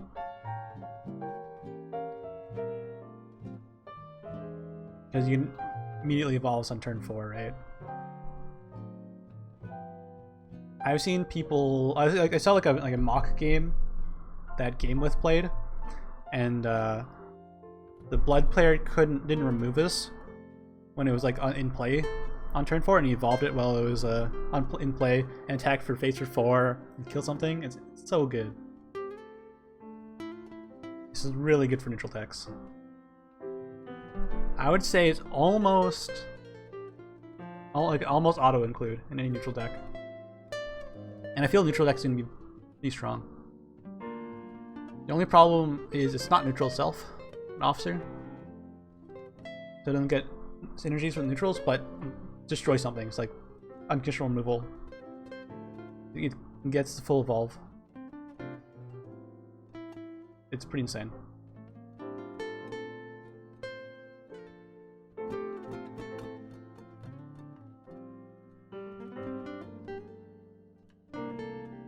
Yeah, at least she's a fighter on 2. Fine.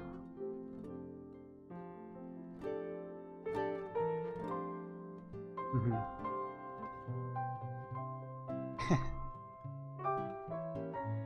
We're gonna name it 5. Screw it, we're gonna name it 5. Take 2, this effect is a lot weaker because there's a lot less neutrals. But it's at least you can at least you can at least pull it off. I'm gonna give it a 3-star in take 2.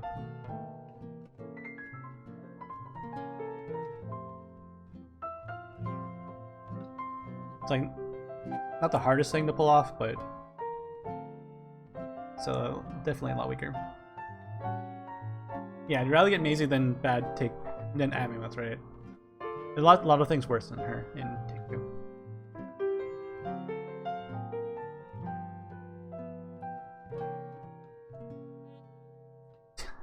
Okay.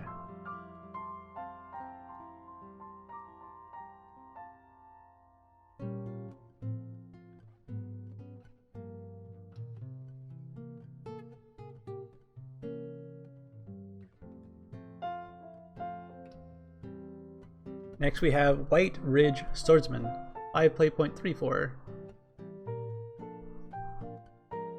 And he evolves into a 4/5, so you get +1/+1. Has Bane and Word. Also, he's also an officer, so that's kind of important. Whenever this follower attacks an enemy follower, destroy the enemy follower before it can deal any damage in return. So he has Medusa's effect. He just straight up has Medusa's effect. But he also has Bane and Word. Meaning on the evolve, he probably gets 2 for 1, usually.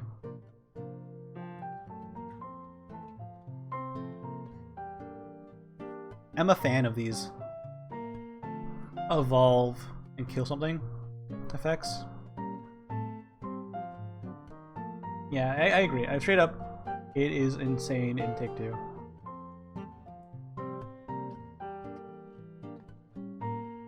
His art's insane. Also an officer, so it can be buffed by officer buffing effects and stuff like that. In Constructed, it competes with a lot of cards in the 5-drop slot, but I think this card is straight up better than Aurelia. But Aurelia doesn't seem to play much anyways.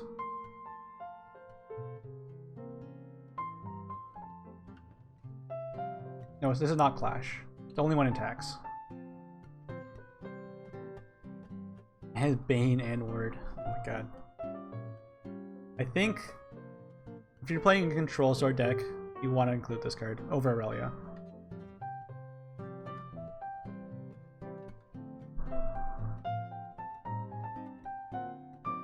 I'd give it a 4. I'm gonna give it a 4.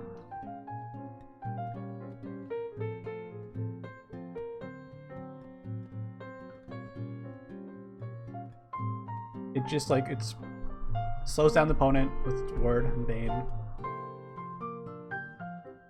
It's really good against decks with one big thing.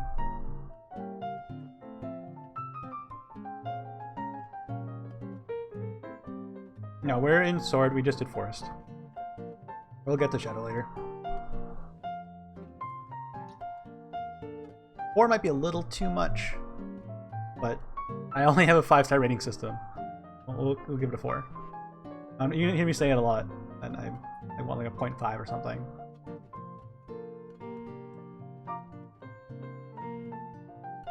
Great Grand Order is this way.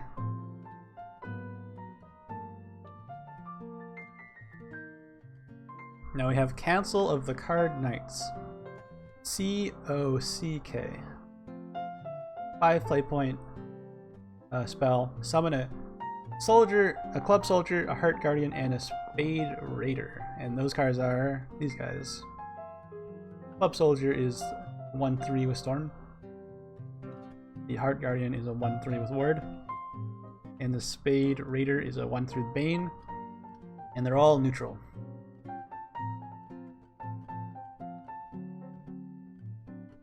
Okay.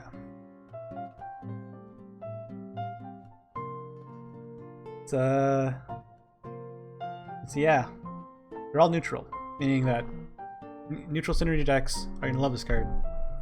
Alice is gonna, if you play Alice after this, probably 1 or 2 of these can revive. Buff them up. One with Ward is good. just like slows down the opponent. If they're an aggro deck, Bane's good because it removes one big thing on the opponent has, and is protected by the ward, so it's a little harder for opponent to remove.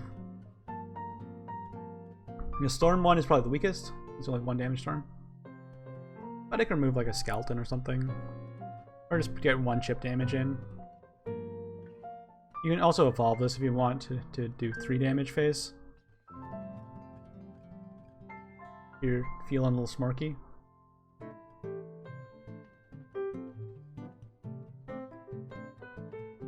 Yeah, definitely a very powerful card for flat points. You get 3 things on board, and they all have 3 health, which means they dodge a lot of removal. A lot of AoE removal, that is. A lot of AoE removal is 2 damage.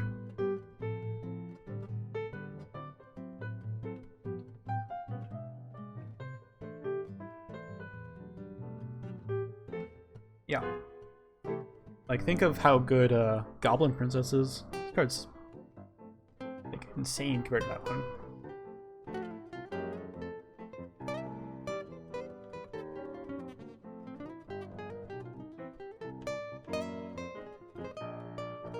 Yeah. Amazing card. I'm gonna give it a 5. We're gonna see this for sure in Neutral Sword. For sure. In Neutral Sword, I think it's gonna probably... If Neutral Sword fails, I think Sword has failed as a class overall.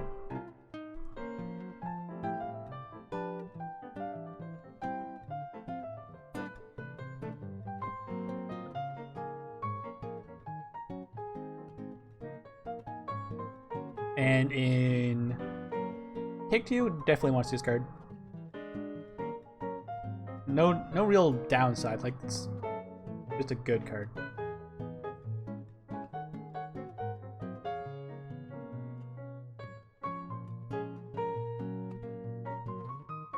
Like, rivals like legendaries. Just like to a point.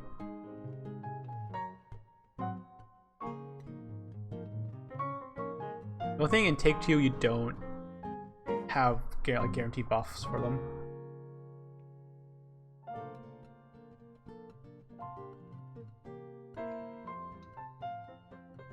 Yeah, I mean, you know what? I'm gonna give it a 4-star. I'm gonna think about it again. You kind of need like a dedicated follower, like a neutral power deck.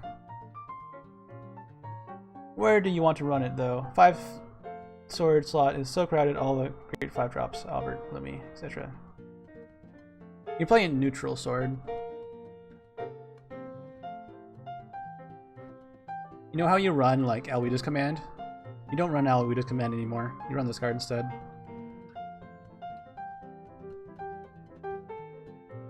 This is better than Alweda's command. And it's 1 play point less. You know where that slot was? That slot's this card now.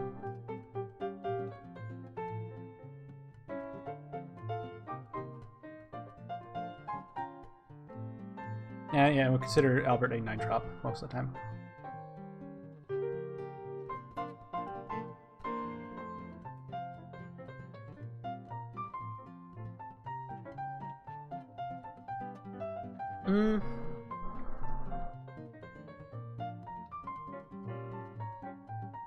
Yeah, like if you're looking to do an aggro deck, you definitely want Alweda's for that 3 Storm, but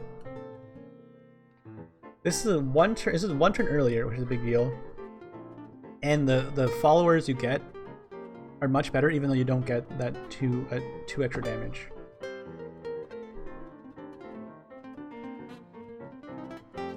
Because you get the extra, you get 3 things instead of 2. And one of them is Bane. Bane's pretty good. Okay, I'm gonna do 5 and 4. We'll move on.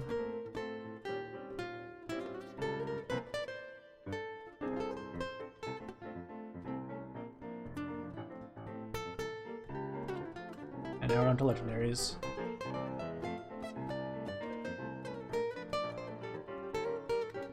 Cinderella. Probably the one thing that's gonna make a neutral sword like super OP. Replay point 4/4. It is way above the curve. but has the downside of whenever an allied swordcraft follower comes into play, return this follower to your hand. And one of the reasons why you don't run like barely any swordcraft followers in your neutral deck. It's not always a downside, because what you can do is you can reset the health on this. If it's like 1 health left, you can bounce back to your hand and play it again.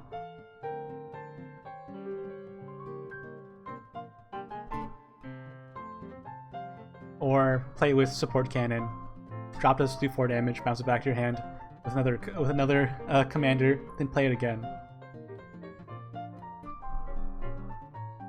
So yeah, there's that kind of effect, but if you're just playing this on curve in like a mid-range deck, it's a 4/4/3. They can attack immediately. You don't need to be half dead to attack with it, like the blood card.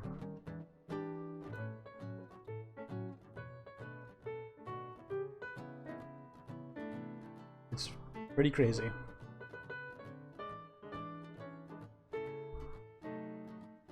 You have 5 cards and contracted. And take 2 is a little bit awkward. Really good on curve, but it's like it's probably gonna bounce back to your hand. So I guess you kill something with attack, you bounce back to your hand, you play it later. So yeah, it's still okay in take 2.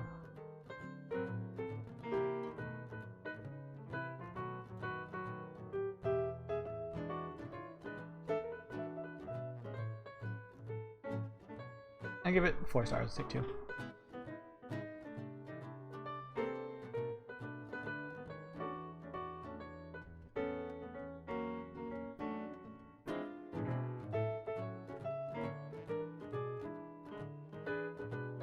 That sounds about right.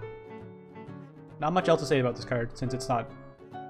It's just like it's a 3 play point 4/4 beat stick.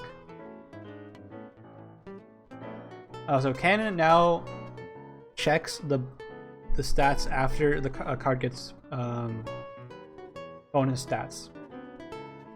So if you have a Luminous Standard on the board and you play a commander, the commander will get the bonus from the Luminous Standard, and then the support cannon will check the stats and do the damage.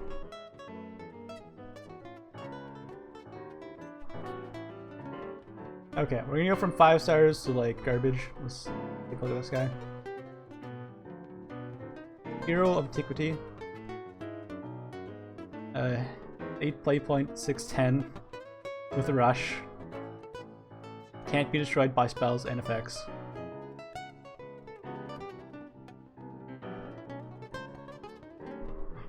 He's a huge beat stick with rush, so he gets to do something immediately when he drops. So he's not like you have to evolve or anything.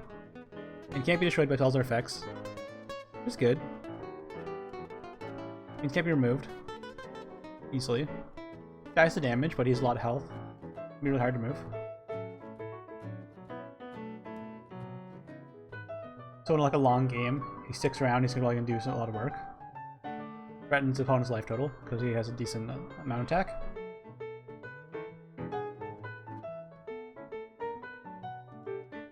Synergize with Roland, yes. You play Roland for us and you have a Randaru. He only takes 4 damage. Pretty good.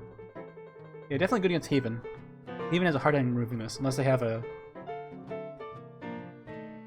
Aegis, and they evolve the Aegis and smash him.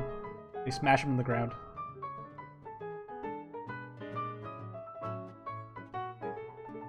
Yeah, maybe he'll see play. It was an officer too. That's weird. He's an officer? What? Huh. Why is he an officer?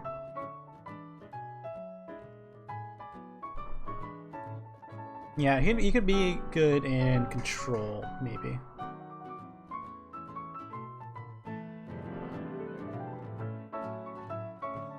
I'm gonna put this on YouTube, yeah, for sure.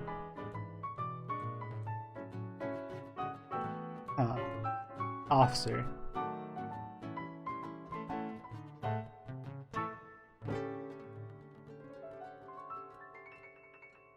Yeah, he's like he's like good in like a vacuum, but he doesn't compete with other cards at that point in the game.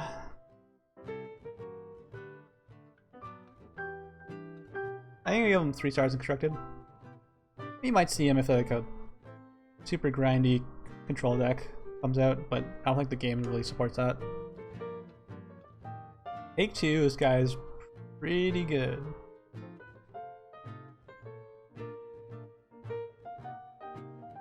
I'm gonna give him, oops, that one. Definitely at least 4 stars in Take 2.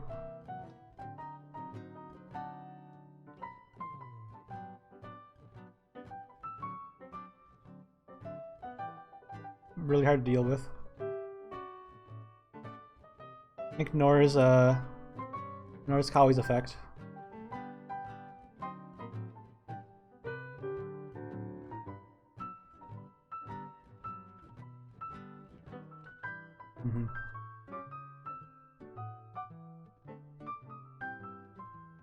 I almost give that guy him a 5. He's a little slow.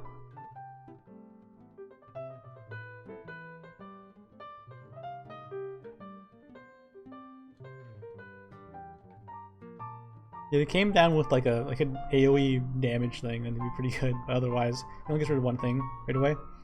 If you're losing, it might be hard to get back with this card, but if the game's like tied or your head, it's definitely really strong.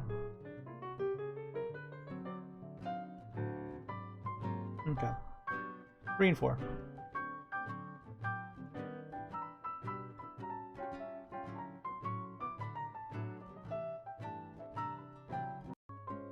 Which is Cauldron.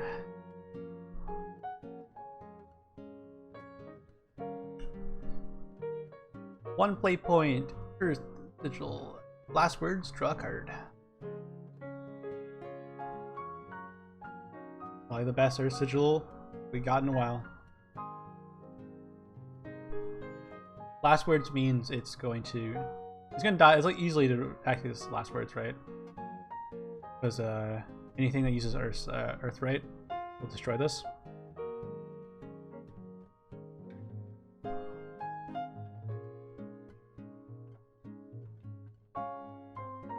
So in an Earthright deck, definitely go to C-play, 100%.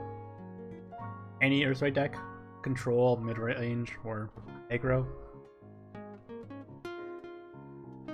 Always play this card. They like Earthright decks are actually looking for more Earthrights to play that are decent, and this one's definitely really good. It's only 1 play point and then replaces itself.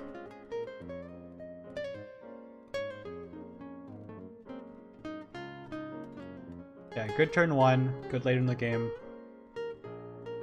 The only thing is that if you have like no plays and you top deck this card, it's not good. But if you're Earthright and you have no plays and you're top decking, you're in a bad spot anyways.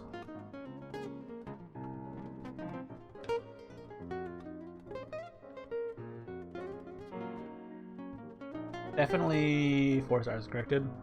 Take 2. If you're you have to draft. You're drafting a Earth Sigil deck, right? If you're drafting an Earthright deck in Take 2, you definitely want to pick this card up as much as you can. It makes it much easier to draft a Earthright deck as well. You just have to avoid all those stupid spell boost cards. Those cards that are like cost 100 and spell boost down to 0. Avoid them. Get your Earthrights. Build an Earthright deck. Rune. But that's the problem with Rune. You gotta avoid that shit. And sometimes you can't. If you only get Earthright cards, it'd be pretty decent.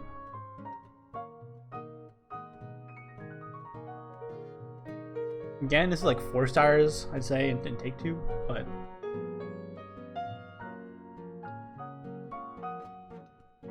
drafting Rune is still gonna be hard, even with this card in the draft.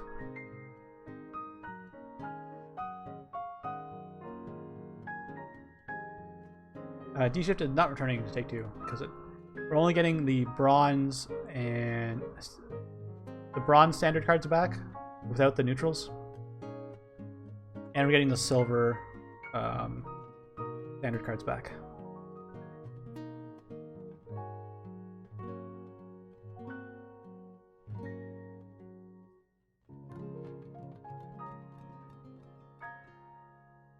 So it's not going to make Rune good in Take Two. It just makes Earthright slightly better in Take Two. Witch of Sweets. Runecraft. 2 play.22. Fanfare. Draw a card if the number of neutral cards in your hand is equal or exceeds the number of Runecraft cards in your hand, excluding this card.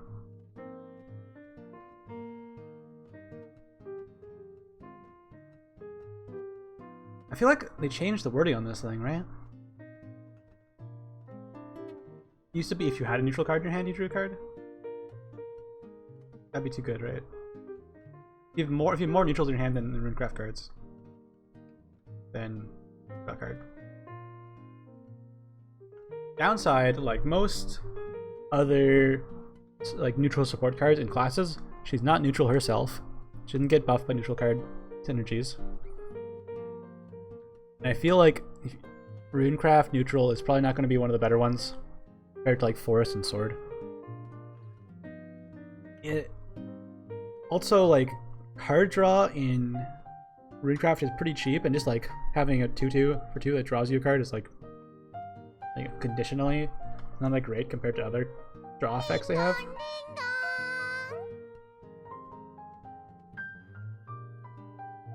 Thanks for the follow cookies. I don't think this card's that great.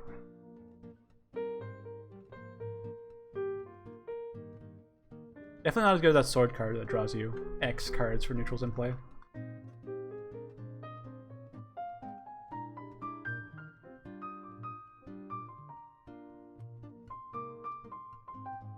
She's cute at least. Yeah, I'm gonna give her 2 stars. She replaced herself. She's better than a fighter. Take 2. This effect is never going to happen, ever. Ever, ever, ever. He's just a fighter. Unless you have, like, 2 cards in your hand, and one of them's neutral, and one of them's a Runecraft card. And you try to draw a card off this, but, like, otherwise, 1 star.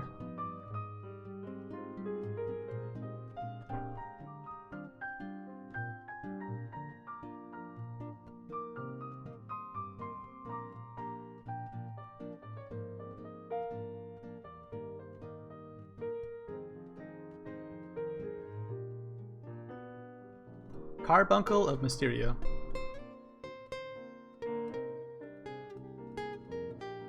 Are you still here, Light? Kind of like randomly left and then to check if you were still doing the document. Ah, you're still here. Okay. Carbuncle of Mysteria. 2 play.21. Last word, spell boost the cards in your hand. Why would you ever run this card?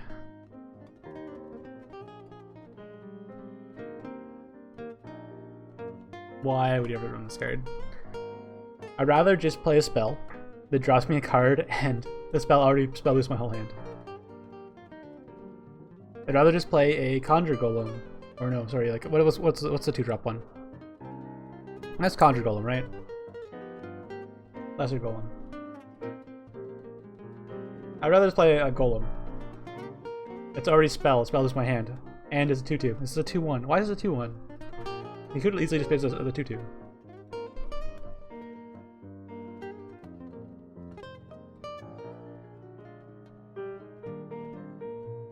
It's this card gets around Lotheb. This card's terrible.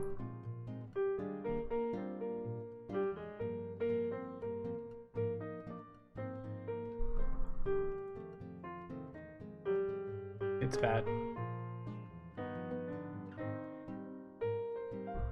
Moving on. Maybe the spell boosts your hand twice. Cuter than Clay Golem. Clay Golem is much better. Okay. Apprentice Sword Mage. 4 play.34. Fanfare gain +1. If the number of neutral cards in your hand is okay. So same as the other the sweets effect, except this one gets +1/+1. It's a 4/5 or 4. Why wouldn't you just play the owl? The owl just comes a 5/5.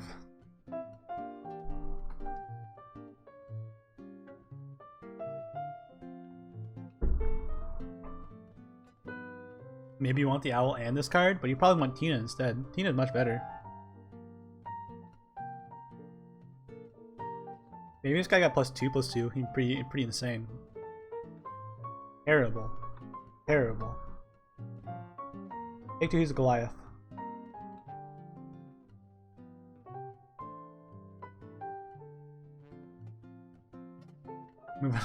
Why is Rune getting shit on with these terrible bronze cards?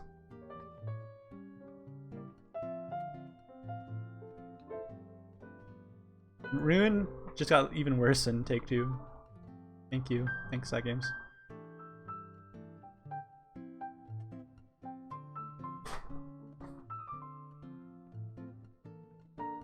Next, Mysterious Grimoire. Replay point 1/2. Fanfare, draw 2 cards. End your turn, discard all spells in your hand.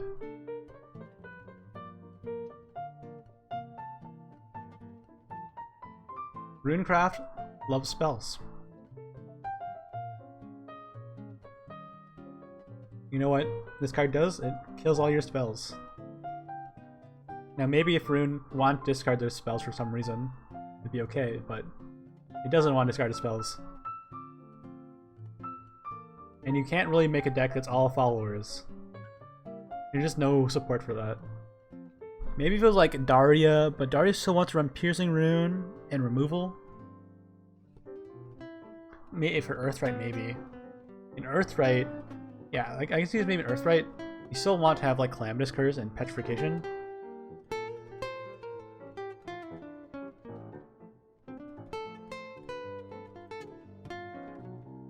Yeah. Carbuncle does have synergy with this card, but 2 bad cards that have synergy together doesn't really make a good deck, right? This makes them slightly better. It's barely a drawback. Yeah, you have to draw 2 cards, so I guess that's good. But also, its stats are very poor. Well, I guess drawing 2 cards is decent. Worst case is a 3.12. That's a pretty bad case. We'll see. We'll see if Earthright wants this card. Maybe it's an like aggressive card, but the thing is that if you're playing an aggressive deck, you don't want to just spend a turn drawing cards. You want to spend a turn doing damage. Or putting on something on the board that's going to do damage next turn. Worst case is a 3 point 1/2 that discards your hand. Okay. Take 2. You don't have that many spells in Take 2 compared to followers. You usually have more followers.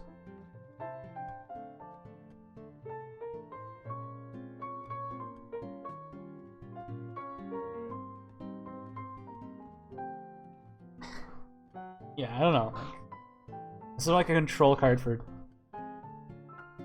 Earthright.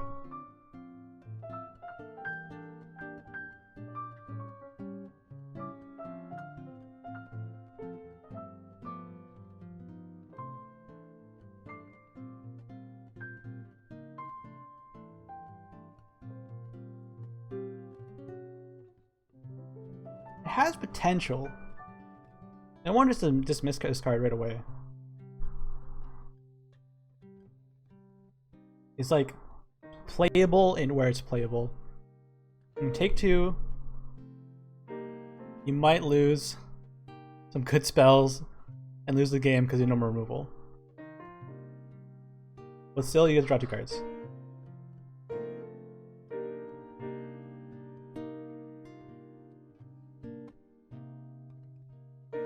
In Constructed, you can play an all-follower deck, I guess.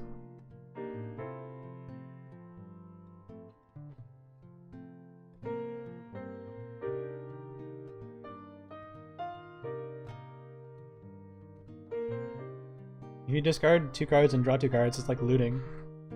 But maybe you want those spells. All followers and ambulance, yeah. Discard ambulance. Earth rights are fine. I'll give it 2 and 2. Drawing 2 cards is pretty strong effect.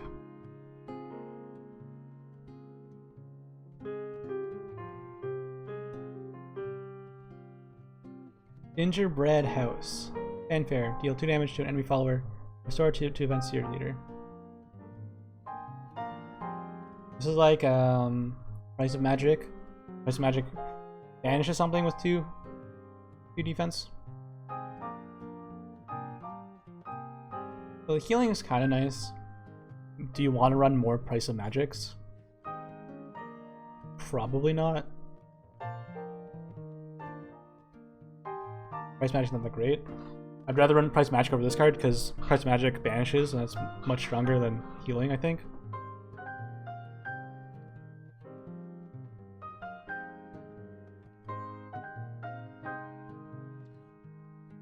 Why is only... I mean, they should have made an amulet that's 3 damage. Who cares if this is 2 heal? They should have made this thing do 3 damage.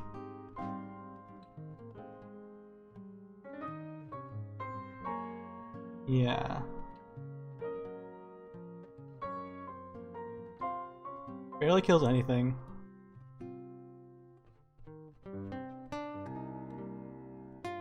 And it costs 3.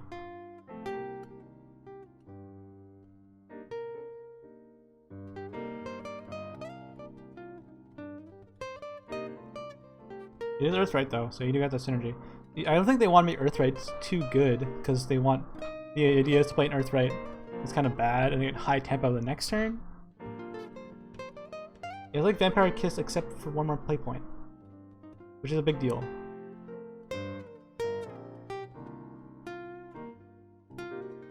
Like a 1 in Constructed. No, it's like a... I still see people play this. There's not many better options.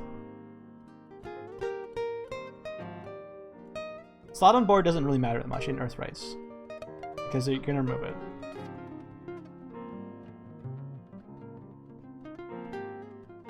It's like a 2 in Take 2. You'll take it, you won't be happy about it, but it's worse things you can take and get than this. I mean, it's Earth Sigil, which is we should really want those in Take 2.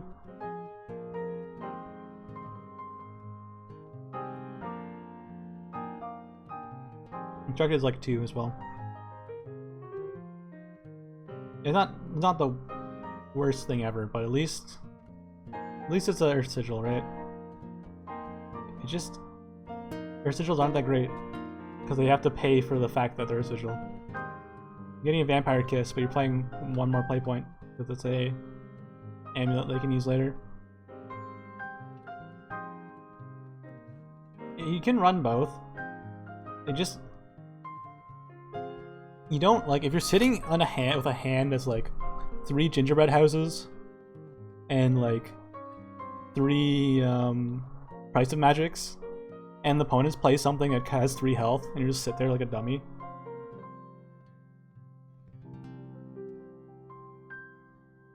Like, I have to kill this thing in 2 turns.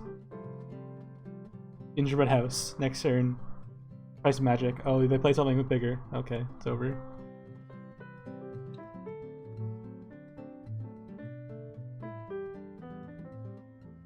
Yeah, it's not great.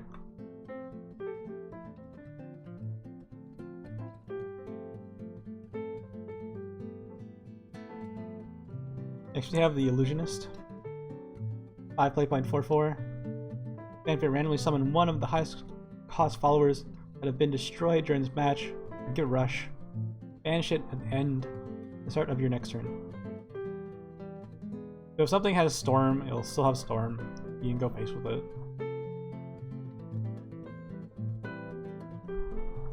You can get your Gilgameshes.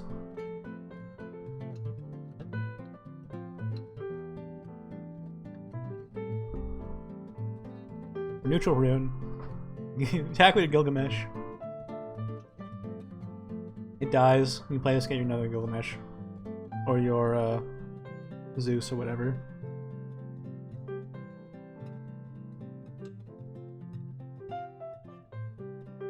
It's a fanfare effect. So it's like, okay, it's terrible on curve. You're gonna get like a 4-drop.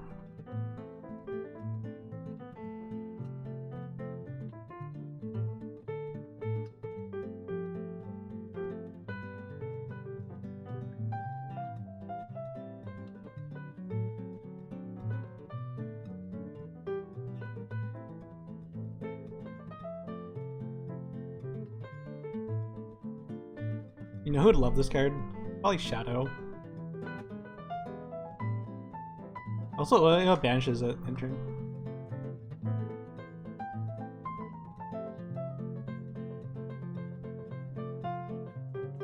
Actually, Shadow still wouldn't mind it.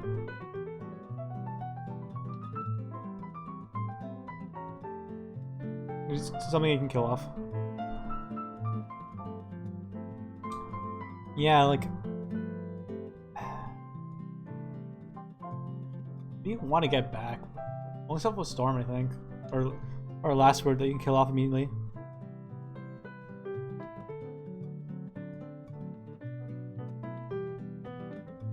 You can get a Blade Mage. Sick. It's a good combo right there. 5 play points, 2 damage face.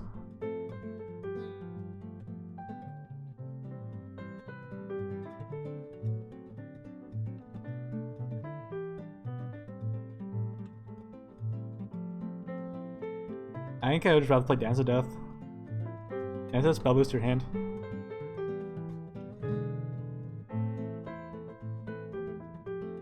The effect is strong. I'll give it that. I'm gonna give it a 3. Take 2. Maybe you can kill something with the rush card. Maybe. And then it makes it okay. I'm gonna give it a 3 and take 2 as well. Carbuncle.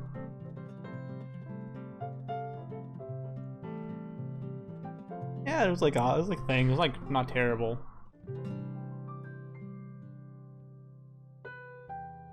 Just like where are you gonna play this? How good is it gonna be?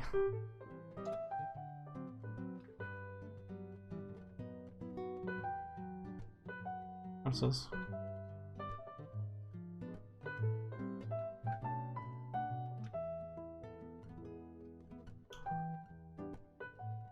Yeah.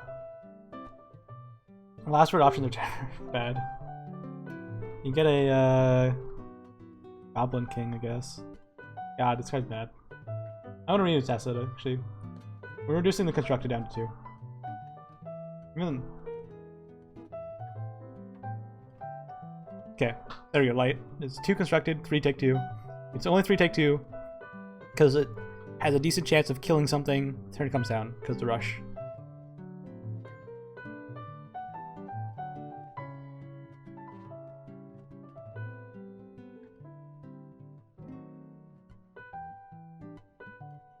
Alright.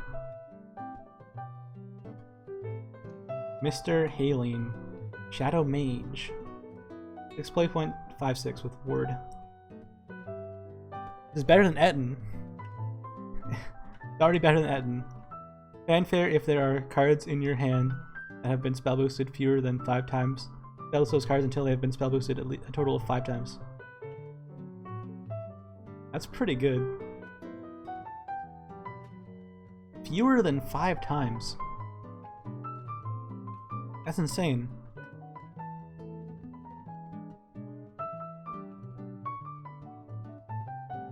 That's insane. So, like, your Blade Mages, like, everything can be 0, pretty much. Blade Mages, Swords, what else? Your D-Shifts, your Fates are always gonna be 0. Yeah, Altered Fates are your Fates hand.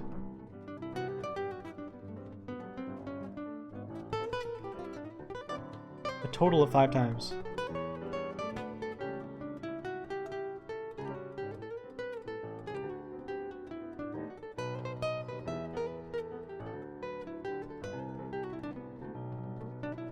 Would be only 1, yeah. Like, be 1, but you have to only play 1 spell. It's like super easy to play 1 spell. Make them 0. Yeah, 2/5. Oh yeah, so it guarantees that your blade mages are 1, your swords are 2, your fates are 0.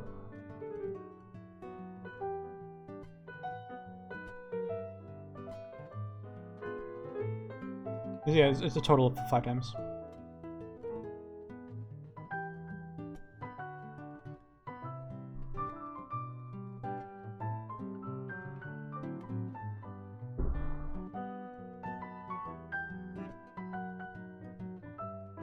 I want to try this card in the Blade Shift deck.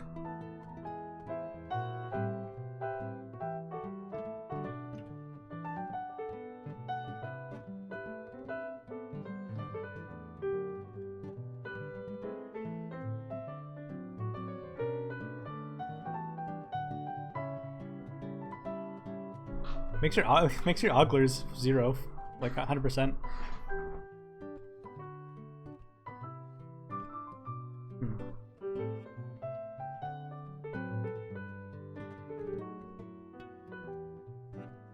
It can be better than Daria, yeah. If your hand is like 3 Ogglers already, you don't want to discard the Ogglers and draw nothing. You just want to play this and drop all Ogglers.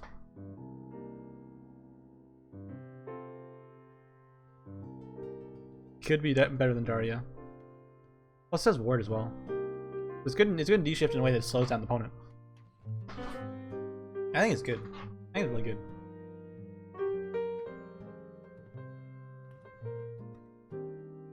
Only 4 stars.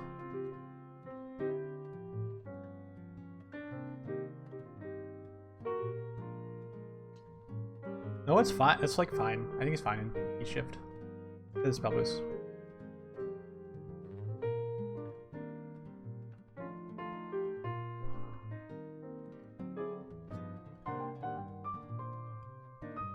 Probably 100 packs I'm gonna open on day 1. We'll see. Maybe more.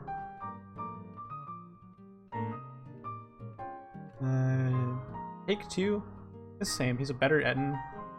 He got good stats for a 6-drop. Has ward. Potential of your very high chance things are not gonna be spell boosted more than 5 times in your hand. And the thing that's gonna spell boost like your chimeras and stuff in your hand is actually pretty good. I'd almost put him at 5 stars and take 2.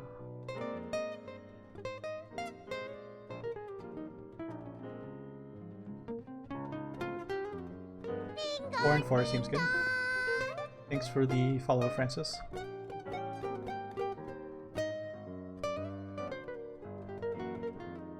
Probably the best card we've seen from Rune so far. I guess that's saying a lot about what we got in Rune. Yeah, Fate's Hand are 0, guaranteed. Alright, move on to golds. Golem Assault. 2 play points, put a Conjured Golem into your hand. The Conjured Golem is the summon the 3/3 with ward. Enhance, put 2 more in your hand. For 6 you get 3 of them. Earthright. Subtract 1 from all the costs of the Conjured Golems in your hand.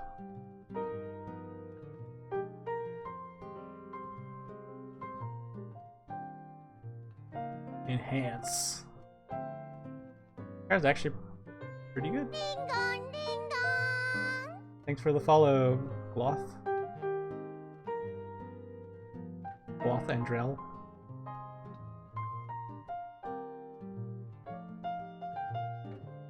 PTP dirt. You can easily make a bunch of walls with this.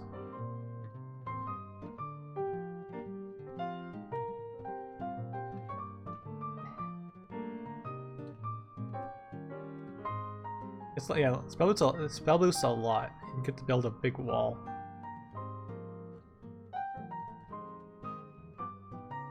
Like in D-shift, you might as well just play a what do you call it? Scrap Golem. Just like it just creates a ward. I've seen D-shift play Scrap Golem before, just to use it for like Calamitous Curse or something like that. You can see that being played. Like Scrap Golem, Golem Assault. Drop all these wards. They'll spell boost. You can use them to kill the opponent with your D-shift, or just slow down the opponent.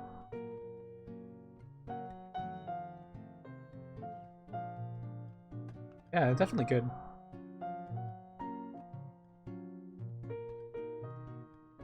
Hmm.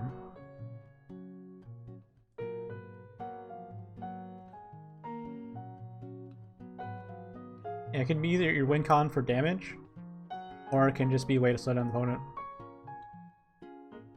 And I wish the golems actually look like these. They look really cool. The golems look like these. They don't look like these.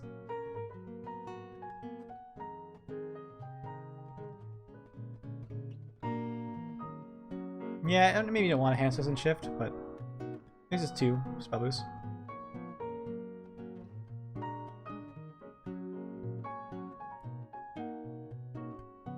Yeah, I like this card. I'm gonna give it a 4. For Rune. For Rune, it's good. This is not a zombie party. Not even close to zombie party.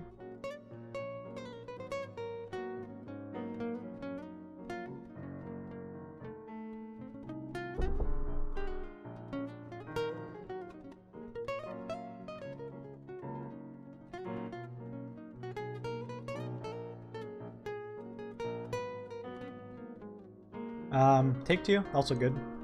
Gives you some bodies. A little bit slow, but it's fine.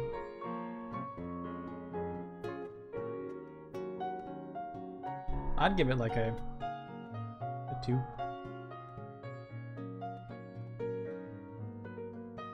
Yeah, 3/3s aren't as good as they were before. Gotta do a lot more removal, but if you can just spam them, it's hard for opponent to get rid of all of them.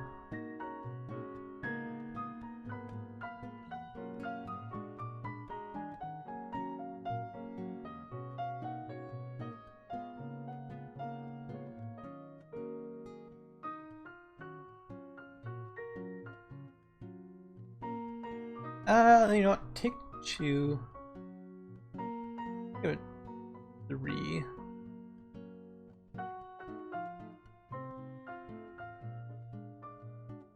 I think 3 is fair. I'll give it 3 and 3. I think I'm overestimating the card.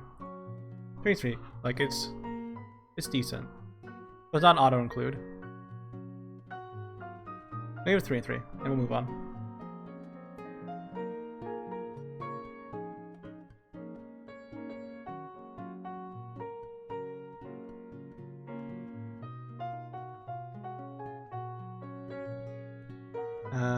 Bailey's. We were already in Mage. 5 play point 3/6. Fanfare, deal X damage to an enemy follower. X equals the number of neutral cards in your hand. Enhance 7, then evolve this follower. You get a free evolve for 2 more play points. Anti-Mage. You got Storm when she evolves. He's like the only good card that Rune has got for neutral support.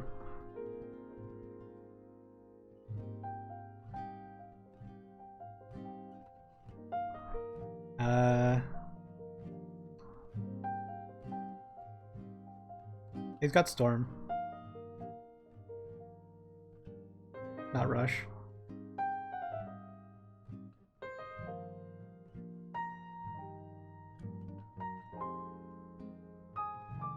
Neutral cards in your hand.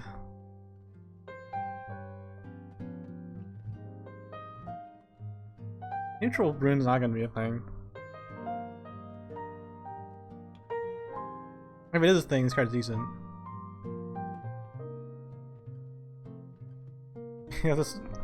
Yeah, it's got Storm. It's got Storm. Does Rune want a 4/7 evolve? Get Storm? There's a worse Albert. But you get to play it for 7. We get to play for 7 play points. You get 4 Storm. It's not great.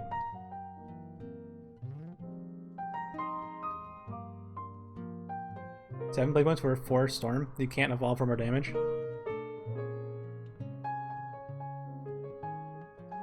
If you get the X damage, it's good, but there's no neutral deck for Rune. The other cards suck.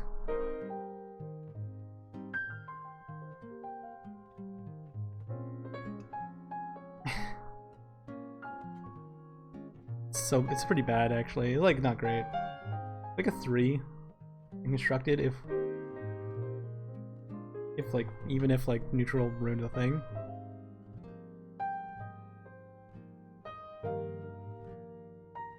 And like 2 in take 2.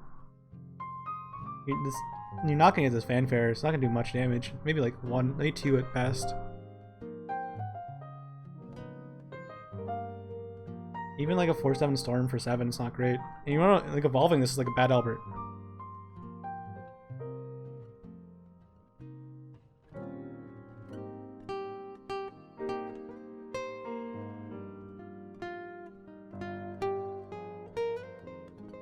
All right.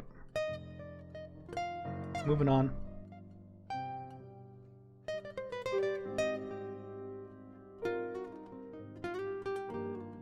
We got Young Levy, 6 play point 4/4. Evolves to 6/6. Fanfare deals 3 damage to an enemy. So you can direct at his face as well. And Earthright. Deal 3 damage to all enemies instead. So this is actually pretty good in a Earthright deck. 3 damage AoE, that's actually pretty good. It also does it to enemy's face. And we all know how strong doing damage and AoE and hitting opponents' faces. Grimir. But it also like it's got a good body too. Like 4/4 with that kind of effect is good. You just need to get the Earthright. Even if you don't have the Earthright, it actually does something. A lot of Earthright cards do nothing if you don't have the Earthright. This actually does something. You can direct the damage face, or you can remove something on the board. This card's decent.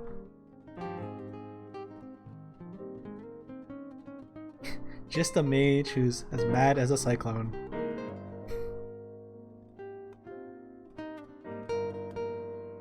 Yep. Time to make a levy deck. 6 levies. Yeah. Pretty good.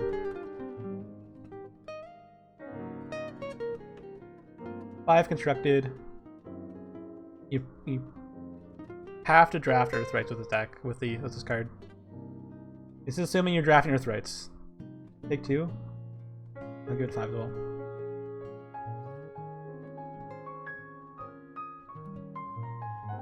Six levy turns in a row. Yeah. Turn 1, you put down the draw card Earthright. Levy. Levy. Levy evolve.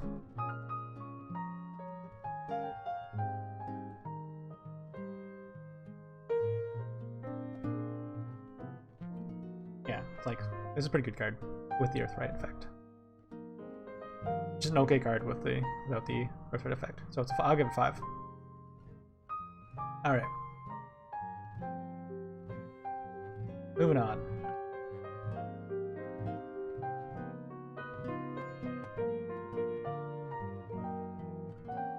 Legendaries. And this is where Rune actually get something good. This card's amazing. Replay point 6/6. Can't attack. Oh, so it evolves that it's a 6/6, so it doesn't get any bonus stats. But who cares? It's 6/6 for 3. Can't attack. The number of cards in your hand increases to 9 during your turn. Evolve this follower and deal 3 damage to all enemy followers. That's a pretty good effect. But getting to 9 cards is kind of difficult. I'm assuming it's also if you draw. If you have 8 cards in hand, you draw. In turn 9, it will you do this effect. But when it evolves, it can attack. This card is crazy. You play it on. If you're going second, you play it on 3. Opponent doesn't kill it somehow. They don't kill it. It has 6 health. It is 6/6. You can evolve and immediately attack face. You have a 6/6 that can attack face right away.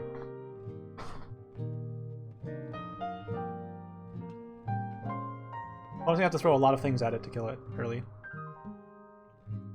This is where Momo's good. If this thing's like, you see this thing being played a lot, Momo is actually going to be able to kill it with her Rush Bane.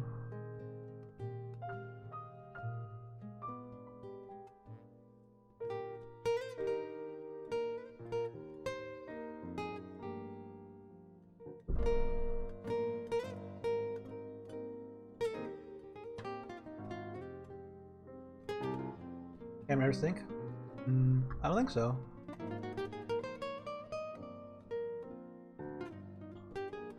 I don't think so.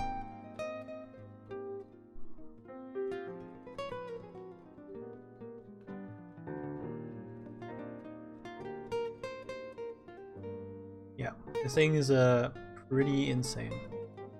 If you somehow manage to get this effect to work, even more insane. With 3 damage, all followers. Constructed. 5 stars. Take 2, 5 stars. You can attack after evolving, yeah. Can attack. That's what makes it insane.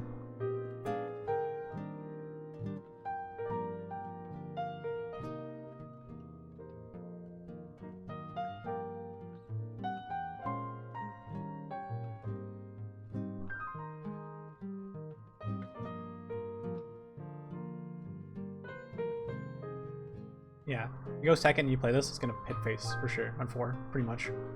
Unless they throw like 3 cards into it, and that's like 3 for 1. That's pretty good still. You can evolve it to attack with it. Actually, I'll give it 4 stars because if you don't have any evolves left, it's not that great.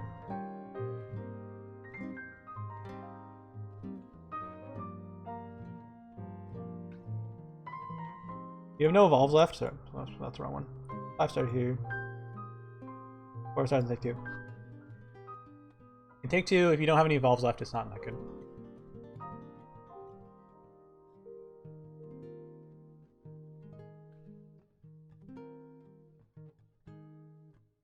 But yeah, later in the game, it's not that great.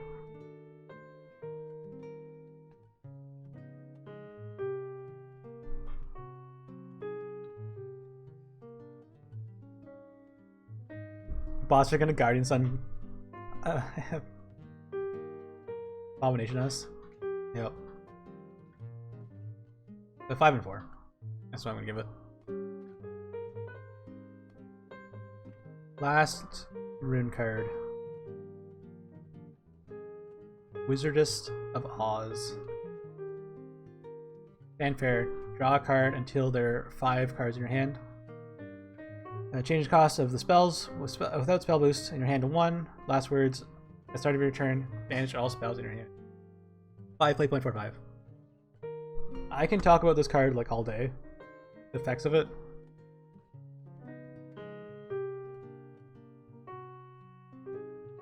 Wait.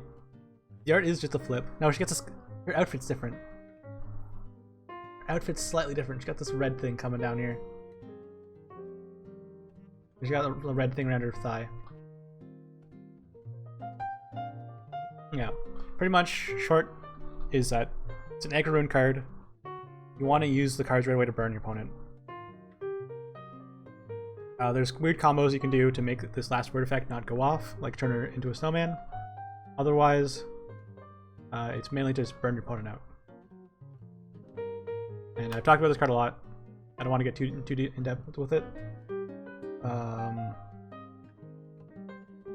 A little bit awkward in take 2, but it draws you cards, which is nice, and it only draws cards for you. I'm just gonna give it a 4 in take 2. I'm gonna give it a 4 in constructed 2. I can't see it being the best thing ever, but at least it's a good way to like draw finishers as an aggro rune deck.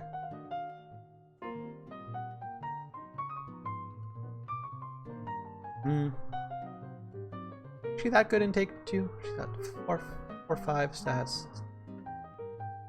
I can eventually draw you some cards.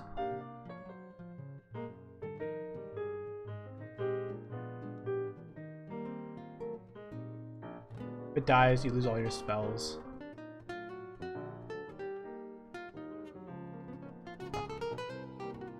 Yeah, it's kind of cool. I'll keep it at 4 in take 2.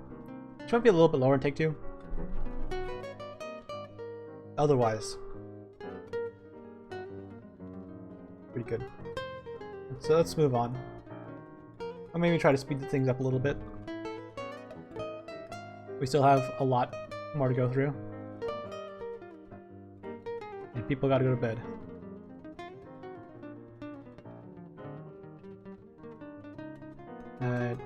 New play point. Dragon Summoner. 1-2. Falls into a 3-4. Fanfare. Put a random Dragoncraft follower into your deck from your deck in your hand. So it just draws a card.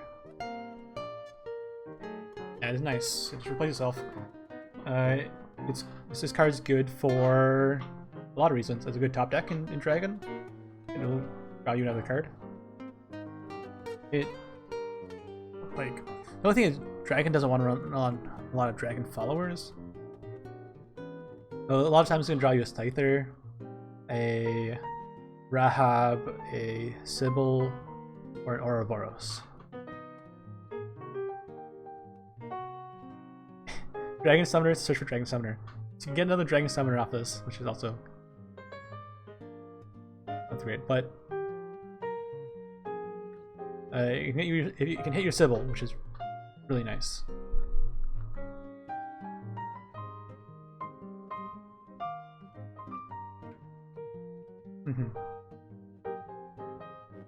Yeah, like Dragon wants some early followers just to play something on turn 2. One copy. Yeah, you get like one copy. I think it's good.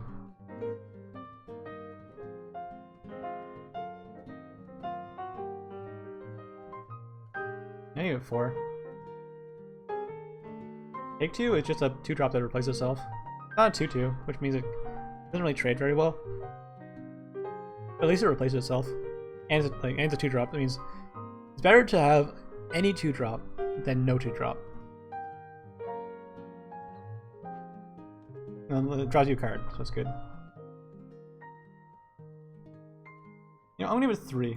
4 is like a little bit too much. I'm gonna give it 4 in Take 2, and 3 in Constructed. It does have the chance of drawing itself. But thins your deck. Gets you your Sybil on curve.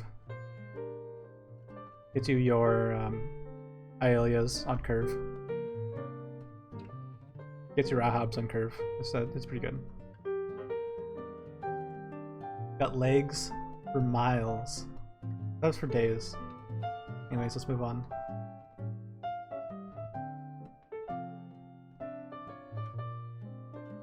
Elder Tortoise. 4 play point, 2-4. Fanfare, recover 1 evolution point if overflow is active for you. It's clunky in Constructed, because by the time you overflow, you have much better things to play than a 2-4. Even though it gives you an evolution point, you'd rather just play something that is as good as an evolution point, or better. Like a Rahab. In Constructed, I'm gonna give it a 2. In Take 2, on the other hand, it's really good. Getting more of evolution points is really nice.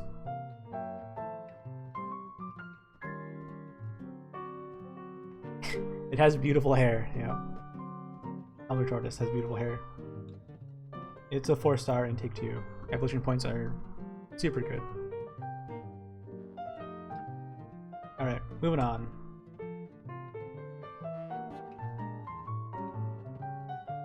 Yeah, Overflow is much better than Vengeance as well, because it's much easier to get an Overflow than Vengeance. And your Overflow, your Vengeance you're half dead. Overflow just means you have play points. Dragon Sculpture. At the end of your turn, transform this amulet into a dragon if your opponent has more cards in play than you. A dragon is a 5/5. So if your opponent has 1 card and you have 1 card, it doesn't activate. If your opponent has 2 cards and you have 1 card, this activates. And it's a 4 play point 5/5, which you can't evolve on the turn you play it because it's a sculpture. Meaning that if you're going second, you can't really use this as tempo with your evolve. If you're going first, it means you have to be losing going first, but I guess if you're going first, you've probably turn 2'd, played your Dragon Oracle. And you place on turn 3. If they have a 1-drop and a 2-drop, this will activate, and they have a 5/5.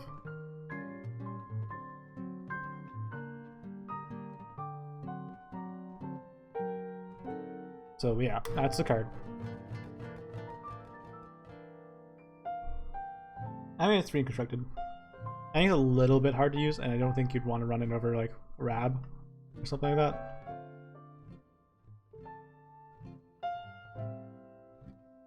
And it's not last words or anything like that, so you can't like kill it with like a Bahamut.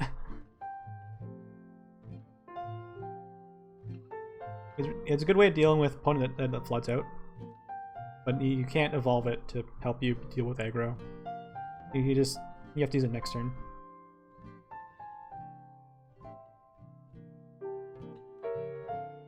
Alright, take 2. Again, you have to be losing. And if you're losing, you gotta want to use your evolve. But at least the 5/5 is pretty strong. And it's pretty slow. I'm gonna give it a 3 and take 2 as well.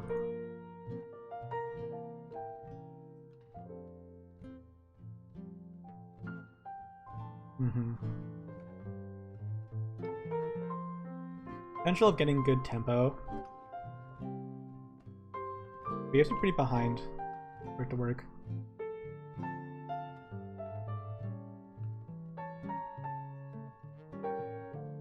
But when it works, it's good.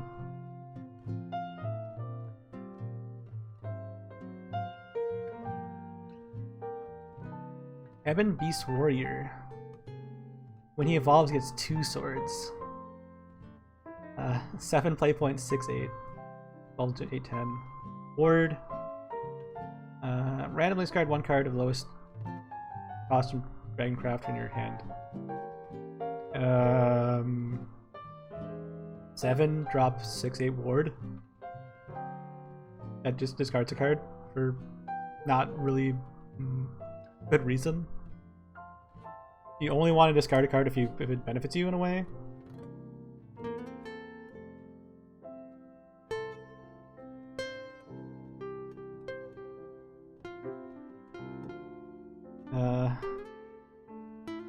Yeah, it's pretty garbage.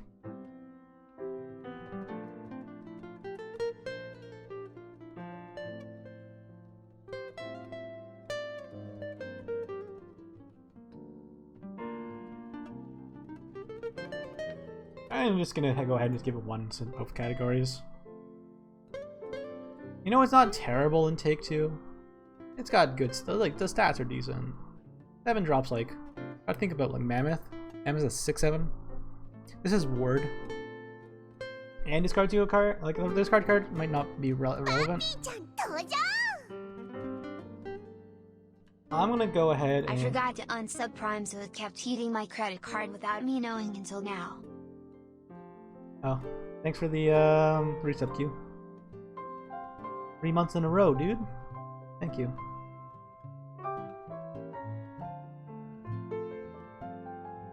Yeah, Prime's expensive, and I don't think it's worth it. But thanks for using your Twitch Prime on me. I'm gonna. Okay, what are we gonna do? 1 star in constructed. 2 stars in Take 2.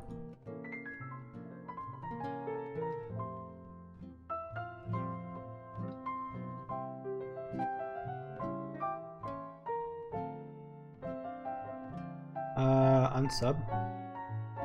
Oh, to Prime? You'll find a way.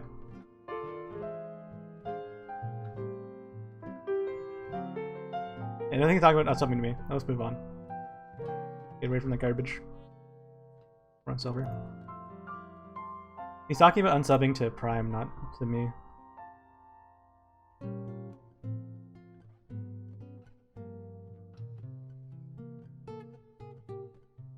Master of Draconic Arts. 3 play point 1/4 with Ward. Flash, gain +4 attack and on turn if overflows act for you. It's like the Axe Girl in Forest. It's good at trading up.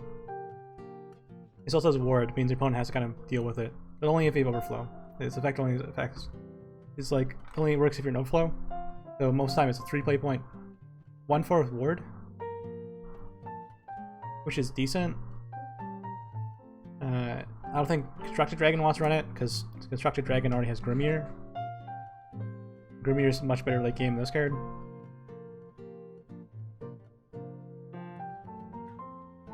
Now you can see if they want more 3-drop wards, but I feel like they don't have enough room.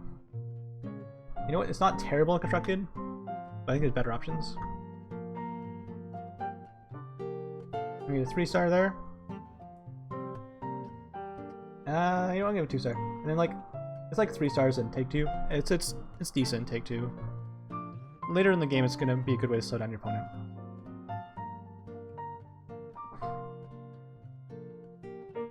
Moving on.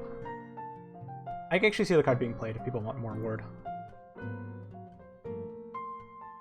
And 5 play point, 2/4 with Storm. Whenever another ally follower attacks, gain +1 attack. Because of 4/6. Huh. Face Dragon card. This is good with stuff like Aqua Nerd. You flood your board out with a bunch of tokens. Put this down and start attacking.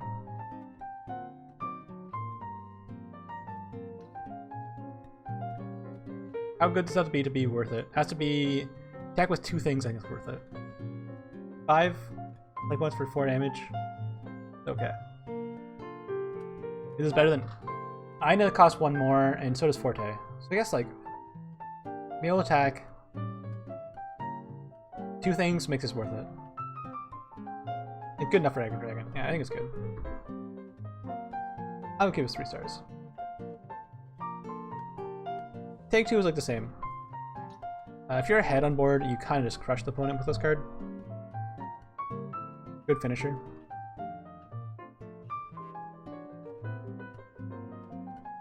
I'm gonna give it 4 in Take 2. A little bit more playable in Take 2. Definitely a good silver card. If you're losing, it's not great. If you're ahead, it's a good way to name the game.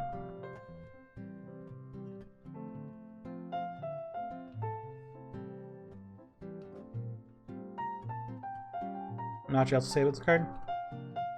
Might be a little generous with 4 stars, but I don't have 3.5. I would give it 3.5, but I guess I'm gonna bump it up to 4.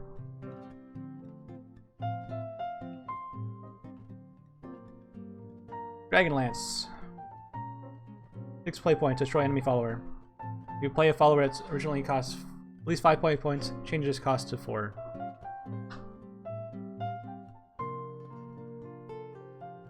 Dracanic, yeah, it's really bad removal. Most removal that's unconditionally removes an enemy follower is 5.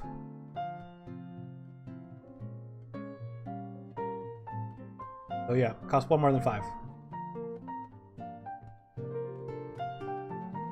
And Take 2, you can actually play this because this game is a little longer, like 4 for removal, which is decent.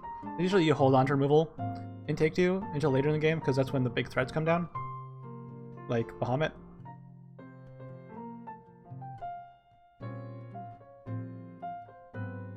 I would give us 3 stars in Take 2.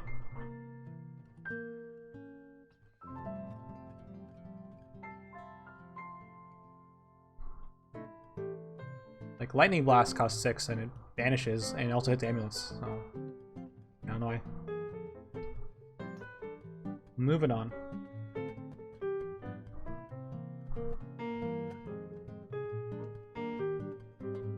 Fortress Crab. And 9 play point, 6/8 with ward. And evolve it as last words.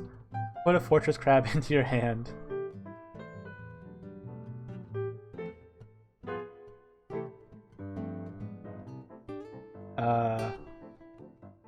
One star. Take 2. 9 play points, 6/8. It doesn't even get stats when it evolves. What is this card? Not even good in Take 2. It's trash. It's so expensive. You don't give it 2. A lot of the time, when you have 9 play points or 10 play points, you might be only play one thing. Because your hand's full of like 5s and 6s. Yeah, you put another fortress crab in your hand.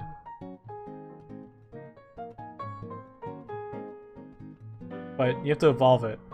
You're not gonna evolve when you have 9 play points. Maybe you play the Elder Tortoise, maybe. But you want to use this on this? Like, it doesn't get any more stats. You just like get another one. This slows down your grinds your opponent, I guess.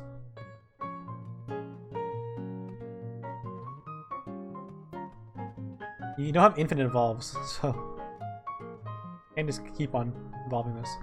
Alright, 1 and 2. Let's move on.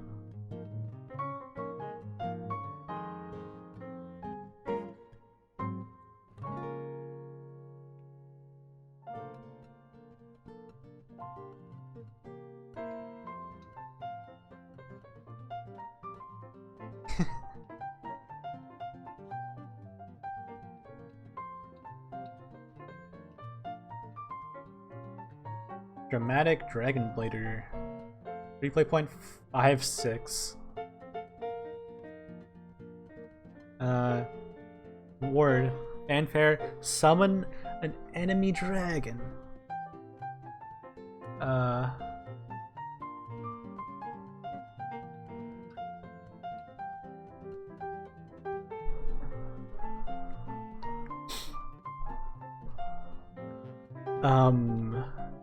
What are you doing with this card? Evolve, destroy enemy dragon. Holy shit. Okay. Leroy Jenkins. Okay, so you want to only play this when you evolve. Late game, maybe you can play it and then have removal for the dragon, but it's a little awkward. Having to remove something you'd created.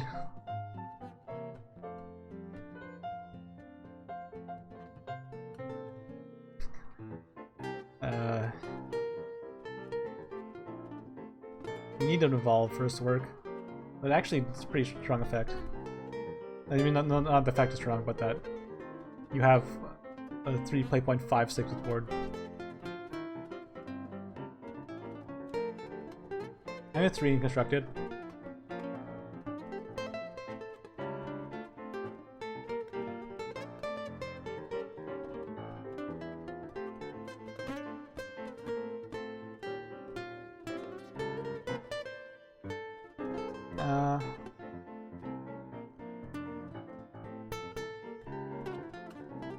Okay, if you're gonna draft tortoises with this thing, you can actually play a late game.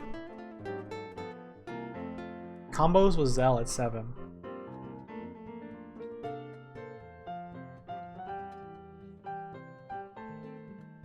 I'm gonna give us 3 stars and take 2 as well. Zell can kill the dragon. Okay.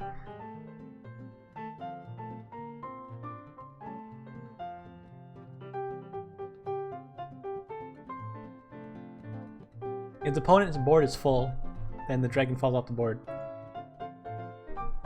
Good against Shadow, right? Next we have Red Rage Worm. 3 play point 0-5, can't attack. Evolved into a 3 play point 10-10 that can attack, then destroy this follower at any turn. The idea is to play this on like turn 3 or turn 4. Evolve on next turn, kill your opponent. It's much stronger when you're going second, because you have the evolve on 4. It's not as good as Abomination, because Abomination is a 6-6 that doesn't kill itself on the evolve. And when they go to kill your Abomination, they trade stuff into it because it has 6 attack still. When they go to kill your Rage Worm, they just kill it because 0 attack.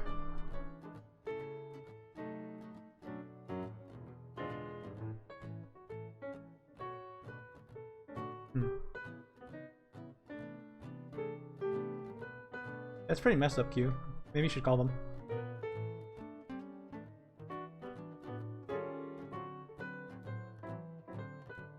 So yeah, this card's insane in what it does, which is force your opponent to remove it or they take 10 damage face.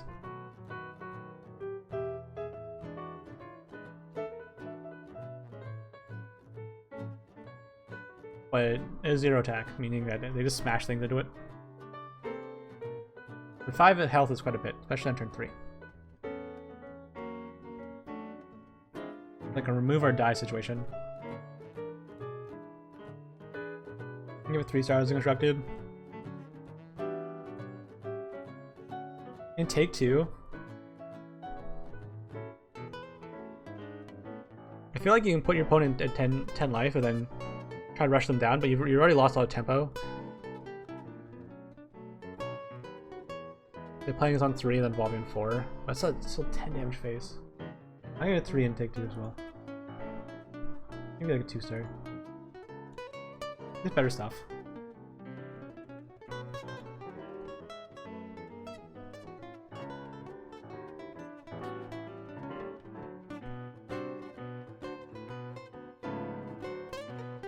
Yeah, bad top deck. If you have no more evolves left. Not great. We'll move on. Owlcat does not kill it. Owlcat only kills, the effect only kills things with 1 attack, not 1 or lower. Yeah, this card's really hard to evaluate. Tilting Windmills, because the effect is insane, but it's an 7-cost amulet. When you play a neutral follower, give it Storm and destroy it at the end of your turn.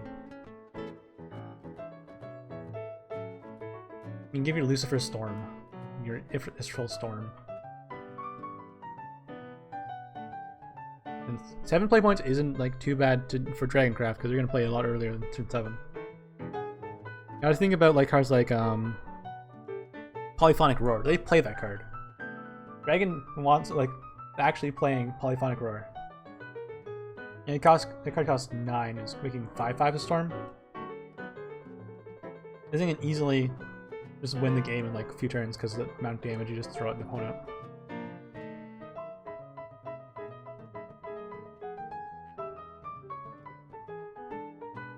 It doesn't work with Saha Bahamut because I have to play it. Only Saha will get the Storm. Bahamut will not get Storm because he wasn't played.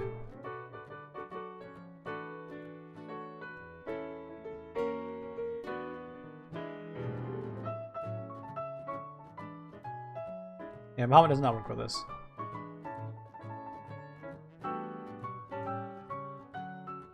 Yeah, Israfil and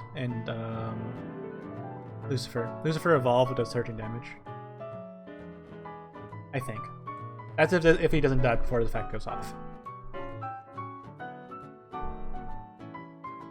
And these cards, cards like Rage Worm and this one are kind of hard to evaluate because they're like really low tempo but high damage cards. They're like these new dragon cards are all about like just going face. Who cares? Go face, go face, go face, go face. Kill them as fast as you can.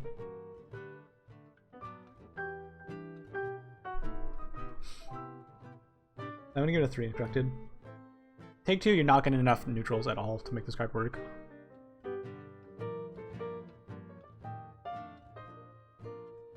It's like a 1-star in take 2.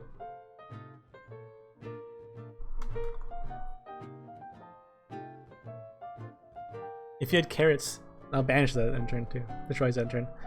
Infinite carrots. Infinite carrots attack. Otherwise. Not great.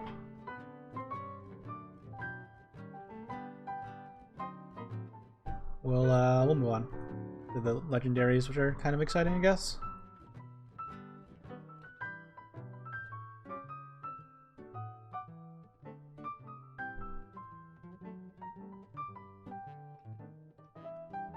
Okay. Gabberwalk. Fanfare. Destroy all allied followers. For each allied follower destroyed, put a random follower that costs more than that follower destroyed from your deck into play. Card's nuts. But you want to play it into like a follower-based strategy. You want to run cards like Carrot. Stuff that just like kind of sticks to the board.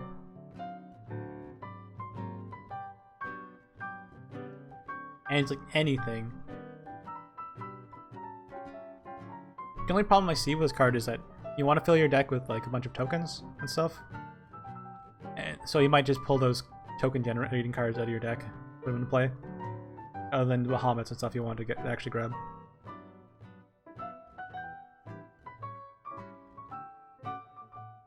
Yeah, good with like Goblin Princess. You can replace your Goblin Princess with another Goblin Princess. Triple Bahamut, yeah. This card's like actual lottery dragon. Triple Genesis.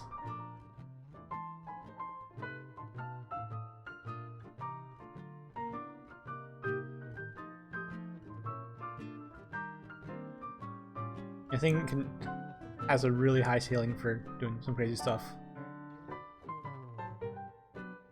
The effect is kind of saying you can probably build your deck to work around it. It's very random. But when it works really well. I'm gonna give it a 4 stars.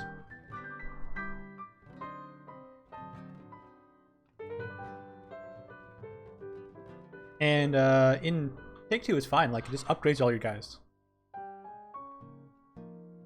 Assumingly. Assumingly, your things that cost more are going to be better statted than the things that you kill.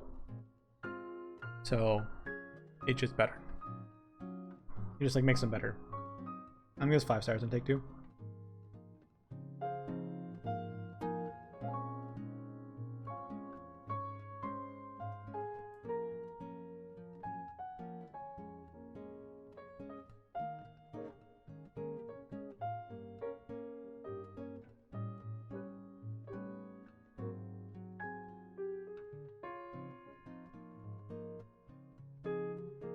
When you run a issue where it zeroes out something where you don't have any higher value drops?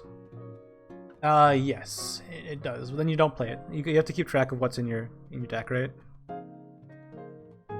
If you have your only 9 drop, you know anything bigger than it, and you kill it with your Jabberwock, it's not great, right? But even 9 drop in play or something like that, probably already a good spot.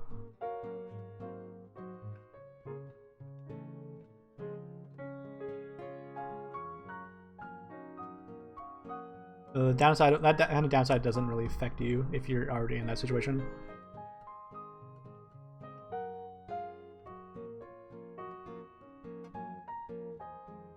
Alright. Next is Worm, God of the Skies. 9 play point 5/6, gets full stat evolve, 7/8. Last words. During your next turn, double the attack and defense of each allied follower that comes into play. You ready for Forte OTKs?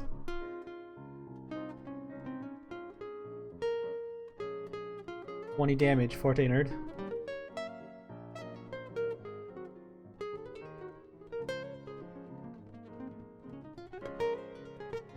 Yeah. No shit about that. 14 damage Genesis Dragons.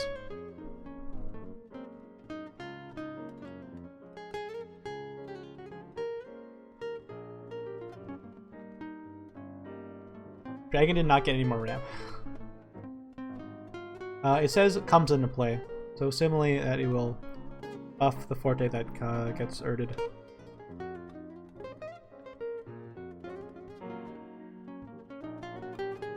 Based on the wording, right? So based on that wording, you can OTK with Forte, and even the fact that you just get like a double statted Genesis Dragon.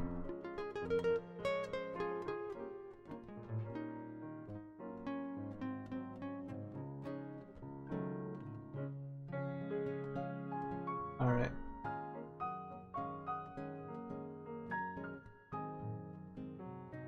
Five stars.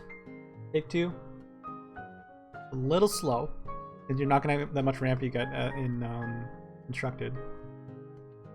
But the payoff is insane.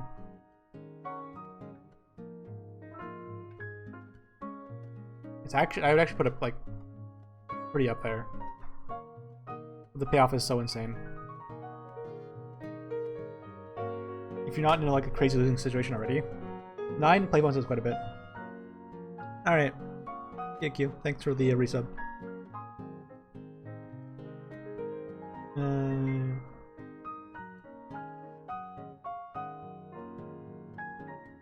I'll give it 5. I think the art just the effect just crazy good, doubling. Okay, move it on.